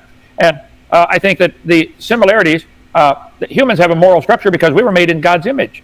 Now, we've lost a lot of that, and we're pretty faded image right now. Kent, if all of society behaved that way, everything would be in utter chaos. That's where morals come from. in terms of why we use them, why they're true, is a different thing entirely. But as a matter of practicality, people have morals to have a stable society. Same with animals. Now, but God's going to fix that back one of these days. So I don't think we came from ancestors of apes. I don't think we have ancestors for apes or baboons or chimpanzees or orangutan. I think our ancestors were Adam and Eve. God made them perfect, designed them to do right, and they blew it. Kent, science is observable, repeatable, testable. None of what you said is any of that. Where does right and wrong come from at all with an evolutionary scenario? Okay, appreciate it, Kent. And Wade, you get the final word. Question was for you. I mean, I would just reiterate what I said. And different morals. I think of like it's either some kind of baboon or macaque or whatever, but they are absolutely vicious, brutal to the females in their group. But that's their code of standard, their social structure. So yeah, we see our fellow apes, our chimpanzees, and gorillas. They have empathy and they can care for each other. And like, I think it's a simple, beautiful explanation as to why we've developed morals. Okay, moving on. Firstly, before the next question, logical, plausible, probable. He has another after show. Look for link in the chat. So last 3 nights, we've had some fun. First night, we had a double header. Started off with Kent and Taylor. Then the next day, we had Kent and Atheist Jr. with an after show. And tonight, Kent and Wade the Wizard Endgame with another after show. So I don't know why these people are so obsessed with using our government names when we have our channels. The channel is the brand. The brand is the point. It's the content. Use my channel name. I'm gonna have to start getting more more harsh about that. That's one of my pet peeves. fun 3 days for the debate addicts. Okay, redefine living. Question for Wade again. So he asked, the dumbest and most dishonest creationist on YouTube. Redefine living. Emphasis on dishonest. Question. How does Wade deal with the accumulation of deleterious mutations each generation? The ones not removed by natural selection. Go ahead. Redefine reality. I just kind of, I feel like if I didn't answer this question, it would hurt him even more. So I'm just going to pass on this one. Well, Wade, I find it funny that you pointed DNA as a so-called line of evidence for evolution, but when we actually analyze Now he's joining the debate. the DNA and the mutations that accumulate every generation in our DNA, which is a problem for your position, you don't want to answer it. Like, are you sure? Or are you? Well, I'm saying you're the affirmative tonight. I think this is a question you should probably attempt to answer. He should answer. I'm not a geneticist. Okay, but you brought up DNA earlier as one of your best lines of evidence for evolution. It's up to you. I'm just trying to give you the opportunity to maybe we your could position. talk about why, even despite having such common DNA with chimpanzees, why it could not be, why it's impossible that we could be related. That was something that Kent continued to avoid. And Okay. Kent, over to you for your response. Well, the question is a legitimate one, and there is an accumulation of genetic problems, deleterious material, and that would limit the amount of time we've been here, because after X number of generations, it's going to build up to the point where you can't survive. So I think that's an indication of degradation. Listen to what he just said. Eventually, it's going to build up to the point where you can't survive. Okay? Not surviving. What is that called? Is there maybe a term for that? Oh, wait. It's right here. Natural selection. This is a self-refuting question. So, how do you deal with the accumulation of deleterious mutations? Eventually, they become severe, and they can be removed by natural selection. What the fuck is these people's problem? They have just such a hard-on for this idea. Oh, mutations are bad? that must mean it just keeps getting worse and worse. God. Oh, so dumb. Redefine living, you are so dumb. Like, it's unbelievable. You literally refuted yourself. Not improvement or evolution. I think that the DNA is incredibly complicated, and there's no way any of it happened by Complex, chance. therefore God. If Wade wishes to believe that, that's fine. But he should admit that that is his religious belief. It's not scientific. DNA is too complicated. So I think natural selection works just great, but it only selects. It doesn't create anything. It selects. That's all. Go ahead. Okay, appreciate it. Hang on. I one more thing. It doesn't create anything.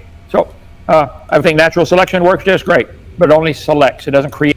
Right, natural selection is only one part of the evolutionary theory. Do you not realize that? Evolution is not just natural selection and nothing else. It is variation plus natural selection. Create anything. It selects. That's all. Go ahead. Okay, appreciate it. And Hang on. that One more doesn't thing. refute Next time we have a evolution at all, debate. because natural selection only selects. That's true.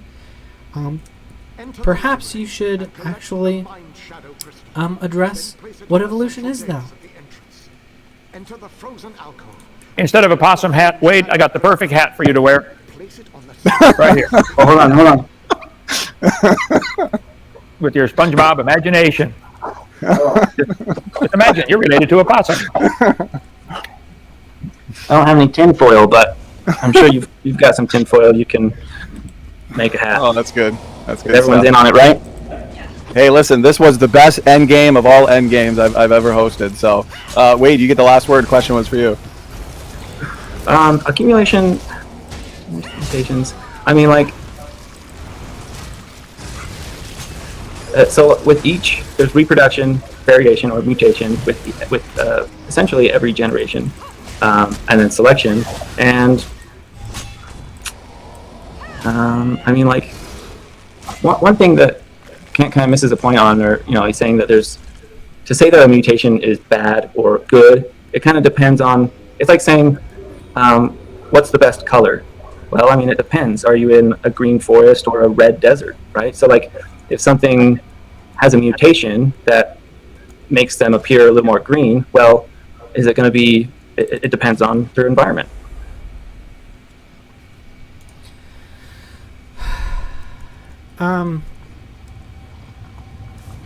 Yeah, and I'm not faulting Wade for this because he's not a geneticist. But to expand on what I was saying previously, the idea is that the powerful mutations accumulate and build up to the point where it's now killing things, and so this is a self-refuting concept in that at that point, when it starts to become noticeably harmful, it can be selected out. Now, I'm sure the idea is that, well, the entire population is getting this. So if you select people out, the other people will still keep accumulating bad mutations. However, you can still select out individual mutations because not everyone has the same mutations. And different mixtures of the same mutations create better or worse mixtures. So one mutation might fix the other. It's called a compensatory mutation. They happen actually more often than the bad ones. And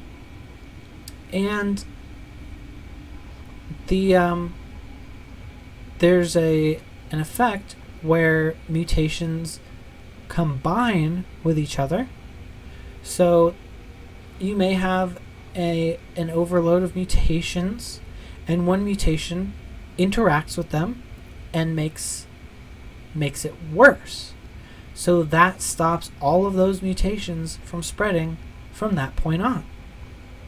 It can prematurely separate out those mutations. So you essentially stop the bad mixtures from going forward. Okay, thank you, Wade. Let's move on to the next question. All right, let's see here. I'll get to some of these super chats. This one comes in from Van's 182 Workshop. And question for you, Wade. So you're in the hot seat tonight. Appreciate you being a good sport. He asks, please explain how Kent's PowerPoint animal had its head in one layer and the body in the other layer. Correct me if I'm wrong, Kent. I think that was a whale, but His cartoon? I could be wrong on that. Of the geologic column. Did it balance on its nose for millions of years?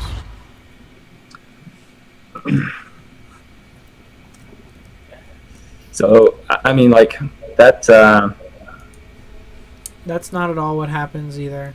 It's not spanning entire geological ages. it's not really like the rule of, it's just kind of an odd exception. I don't really know the explanation behind that. But I mean, it's not really talking about evolution. It's kind of off topic. So, Well, would it be an issue if that... This is not an actual specimen. This doesn't happen. This is a cartoon that he has drawn. He has drawn lines in a textbook and called this an actual specimen, which it's not.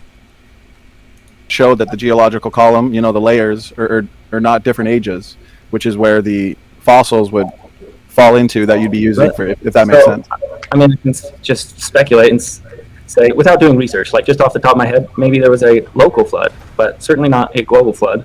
Yeah, I don't know much about the process of this one, or you know, maybe there's a couple examples of this, but Okay. All right. I have to do research on that. All right. Appreciate the answer. Kent, over to you. The geologic column does not exist anywhere in the world. It is pure fiction. It's made up. All the layers are the... It exists in several places on the world, going down to the Precambrian, Manitoba, Canada, Grand Canyon. So, yeah, it goes... There are geological columns all in the same place, going down to the first life. And Kent is so butthurt and salty about this. Again, he just denies that it even exists at all. Lying Kent Hovind. the same age. They want us to believe the layers are different ages, but petrified trees are found standing up, connecting all these layers. I can flip this thing over and make 20 layers in a matter of minutes. There's no such thing as a geologic column. This is the whole problem. The whole evolution religion is based on that dumb geologic column. It doesn't exist. They say the top layer is younger. Where's it coming from? Outer space? All the layers are the same age, whether it's 6,000 or 6 billion. Where is it coming from in a flood? If all the layers are being deposited in a flood, where did it come from? The ground that's now suspended in water? Does that make any sense? Or is it possible that erosion can put sediments into the air, onto the ground, and slowly over time, uplifted pieces of rock can actually spread out over the other rock? It doesn't make sense that it all got picked up at once in one event and spread out onto itself.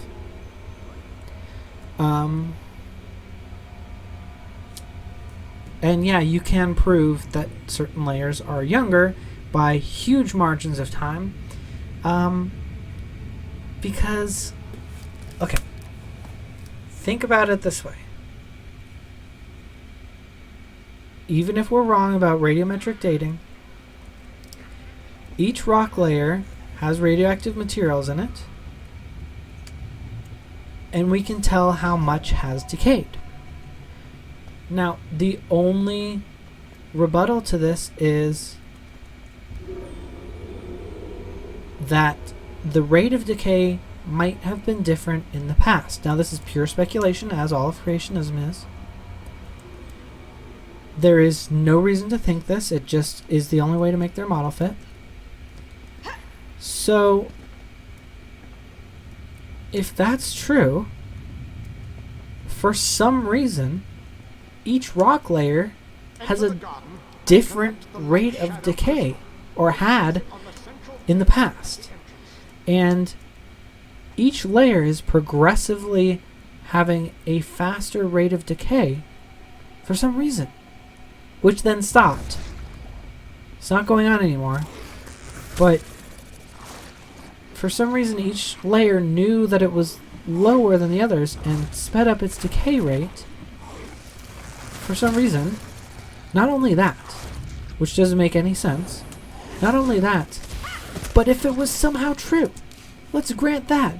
I would love to grant that. That is the best case scenario for anyone arguing this topic. If that's the case, if we grant that each layer progressively has a sped up decay rate, that means that we're accumulating heat from radioactive decay at an ungodly rate. That much heat would melt the Earth. The entire Earth would be molten. And there would be no Noah's flood. There wouldn't even be water to put the ark on. And the ark would be on fire. And everyone would be dead. Not to mention radiation poisoning itself. And the radiation poisoning from food, etc., etc. You wouldn't even be alive. Your flesh would be on fire. You wouldn't even be able to die of radiation poisoning. Because you'd burn up faster. You want to claim the layers are different ages. It's a legitimate question about the fish fossil with the whale with his nose in rock 1 million years older than the rest of his head. Your cartoon? I think we got a problem here, and I don't think you have an answer because you believe the layers are different ages, and there's the problem. You don't have a specimen for that. That's not a real thing. It's a cartoon. It's made up. All the layers were deposited at one time in one big flood, so the top layer and the bottom layer are about 1 year different in time, not millions of years. There's the whole problem. Your stupid geologic column does not... Your stupid geological column. Okay, so even if that was true, you're proposing that each layer is a different wave of the flood or something like that? Okay, how is the whale sitting there with its nose sticking in the mud, with the rest of its body just sticking out, waiting for the next wave of flood?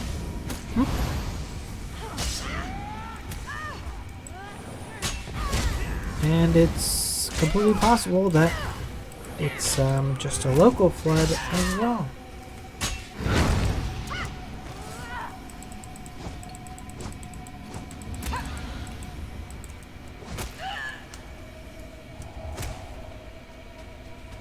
Great, I'm stuck. Not exist anywhere. You need to get a new theory. Go ahead. Okay, go ahead, Wade. So I currently work for this company called Geotech Coring, and they travel to different sites around the world, and they take these core samples of Earth to determine if it's a viable source for drilling. And this, like, these companies pay Geotech millions of dollars for these geologic columns. And they're right. They all agree that there are layers. Like, we're studying these layers that we can see. I've seen them, and it's just curious that, like, every geologist who has ever gotten a degree from an accredited university is pretty confident that Earth is, somewhere between 3 to 5 billion years old. So why is that? It's this big conspiracy, like every single geologist who has ever studied geology is tempted by Satan. They're wrong. Or is it just like the facts? Okay. I can answer that. They're wrong. The Bible's right. Thanks for clearing that up. No problem. Tell them to give me a call. Exist before the flood. Every geologist in the world is just No, not every geologist. The ones that agree with me are right. Oh, that's right. Good old confirmation bias. Wow. Where does the new sediment come from? I was curious your answer to Kent's question, Wade. It's not even a joke. Where does the material come from? How does material deposit? An answer to Kent's question that he asked earlier. Fucking idiot. There's a lot of other. Geology is not really part of evolution, which is so. But I mean, like, you've got volcanic activity, you got local flooding, you've got river deposition. there's a lot of different methods that create new layers. Is that a Really old layers. Oh, that I an- do want to. I really want to clear up one thing. In our second debate, we were talking about these layers, and I asked, so the global flood of Noah cleared out the Grand Canyon, and then I asked at what point did the sand turn to rock, and Kent went on about some mud that dried on his car tire. I checked with a geologist, and dirt clods are not rocks. You can have the tide come in on a sandy beach, and when it recedes, it doesn't turn to rock. There's a very specific process. Like the sand dunes are still sand. It's a very long process to turn sand into rock. Much more than 6,000 years. Okay, Kent, go ahead if you wanted to respond, brother. Well, there is a phenomena all over the world, type of rock called sandstone. Google it. There's limestone, sandstone. There's all kinds of different rocks. There's sedimentary rock, igneous rock, metamorphic rock, and they can all form quickly under the right conditions. We take these jars at our cliff down here. We'll give you the tour, Wade, when you come. We shake it up. It always settles out into gravel, sand, clay. Our whole gravel pit here is gravel, sand, clay, 7 layers of it. These gravel layers that they were digging out of this. But it doesn't repeat sandstone after several layers of clay and rock, and then sandstone again, and then clay again, and you can't replicate any of this. You also can't get fine-grained sediments without floccules from a flood. This gravel pit go all the way to North Carolina for 500 miles. I don't think that's a local flood. I think that's a worldwide flood. You guys refuse to believe that. 2 Peter 3 describes why. But you don't want to believe in a worldwide flood because that meant that, wow, God has authority to judge his creation, doesn't he? He does, he did, he's going to do it again. Donnie, I had a long, busy day giving tours. I'm tired, so let's close up here as soon as you can because I'm going to fall asleep. Go ahead. Okay, no worries. We're going to get the last couple super chats, guys. Let's make a power round, okay? So real quick answers so we can, honor the supporters. So real quick, $5 for the Wizard. I believe that's you, Wade the Wizard. So, and again, Kent, Wade, thanks for making this debate fun. So, okay, dogs, coyotes, and foxes descend from dire wolves. But which of the breeds have a body part or a feature that would be missing in the dire wolf? So, like, what exactly is missing? I'm confused. Those foxes Eyebrow muscles. and from dire wolves. Dogs have them, wolves Feature. don't. One thing that Kent hasn't really understood is it's like all these dog variations. They're all a dog, like it's all still a dog kind, right? But if you think like if you have a branch. It also doesn't have to be a feature that's not present. It just has to be a feature that's different. I'm sure you understand that the canines all have basically the same features, and yet they also have different features, which is how they're identified differently, because they do have different features. They might be subtle. If you are not studied in like canine anatomy, you're not going to know the actual terminology, and I don't know how a scientist would describe the difference between a coyote and a fox, but there is one. So a coyote has features that foxes do not. And I do know that there are muscle groups that canines have that others do not. And you have a new sprout that comes off of the branch. It still belongs to that branch.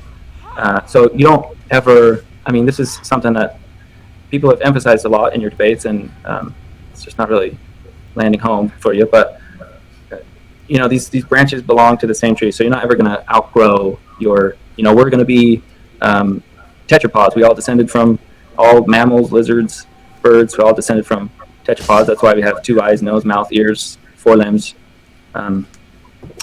But one thing that I think is interesting, so like, and I believe Kent agrees that say like dogs are related to wolves and wolves are related to coyotes and coyotes, the African wolf, and we can go back and maybe, but at what point like it stops for some reason, it's too much to say that like dogs and bears had a common ancestor, Like, why exactly? How do you explain this special exception, right? So like we have Because they're not the normal called a that bear. animals that look similar are related, but then It's a power round. Remember, Wade. Just want to remind you. Like real quick. I'm not sure if you want Kent to answer that. If you do, Kent, real quick answer. Then we got to move on to the next one so we can get through this. Okay, I think we see a variety of dogs. I think it's always a dog, and I think there are limits to the changes. There are physical limits. There are genetic limits.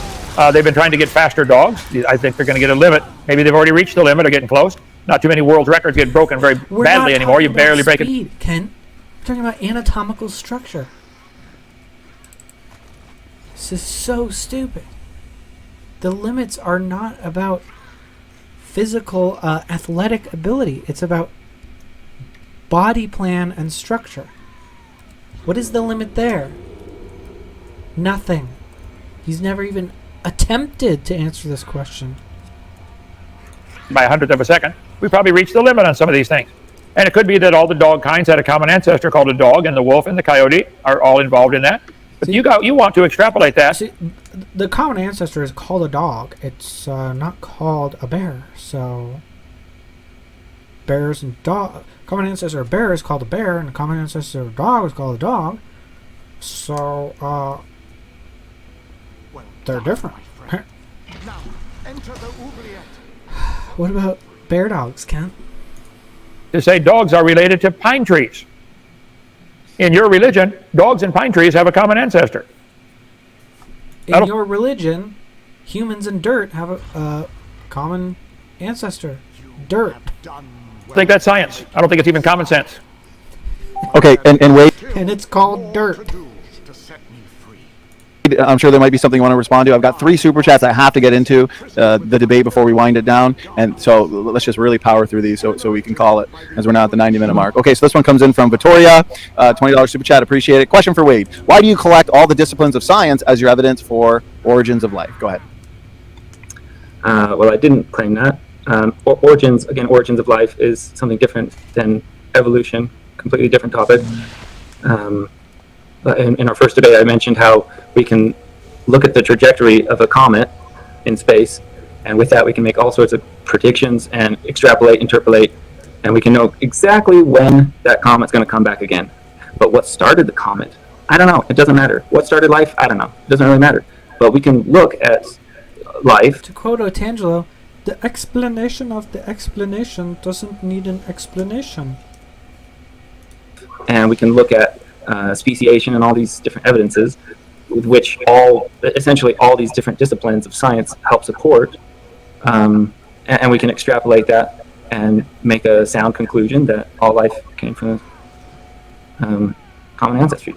Okay, thank you. Moving on. Next one. Pure Aussie Gold, $20 super chat. Thanks so much.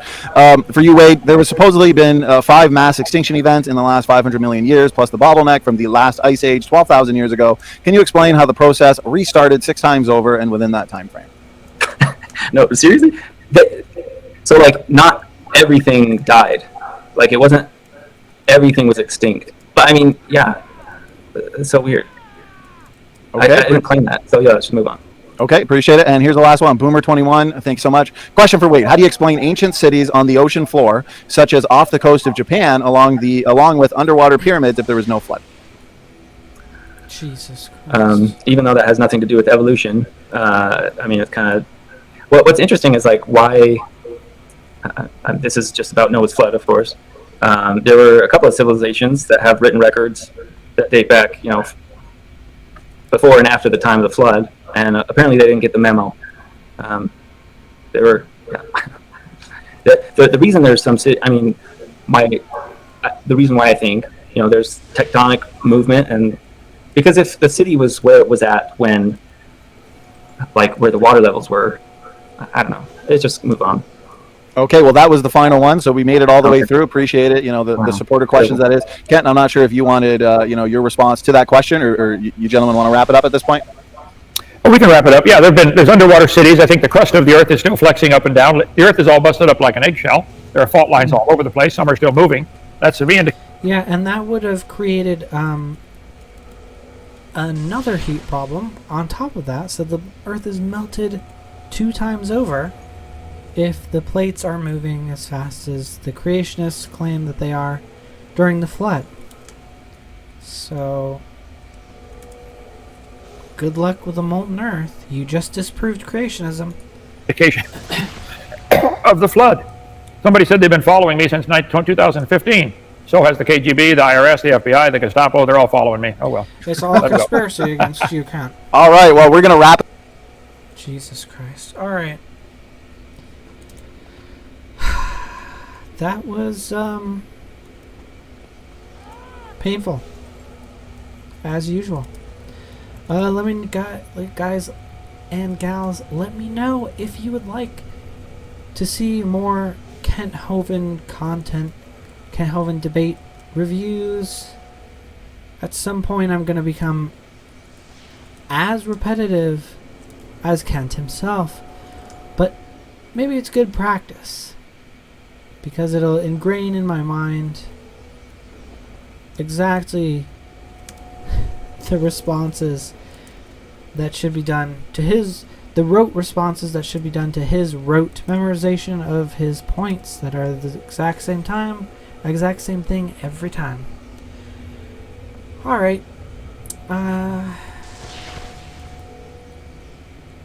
Yep, and let me know if you guys like the Let's Play format as well. And I will talk to you all in hell. God bless.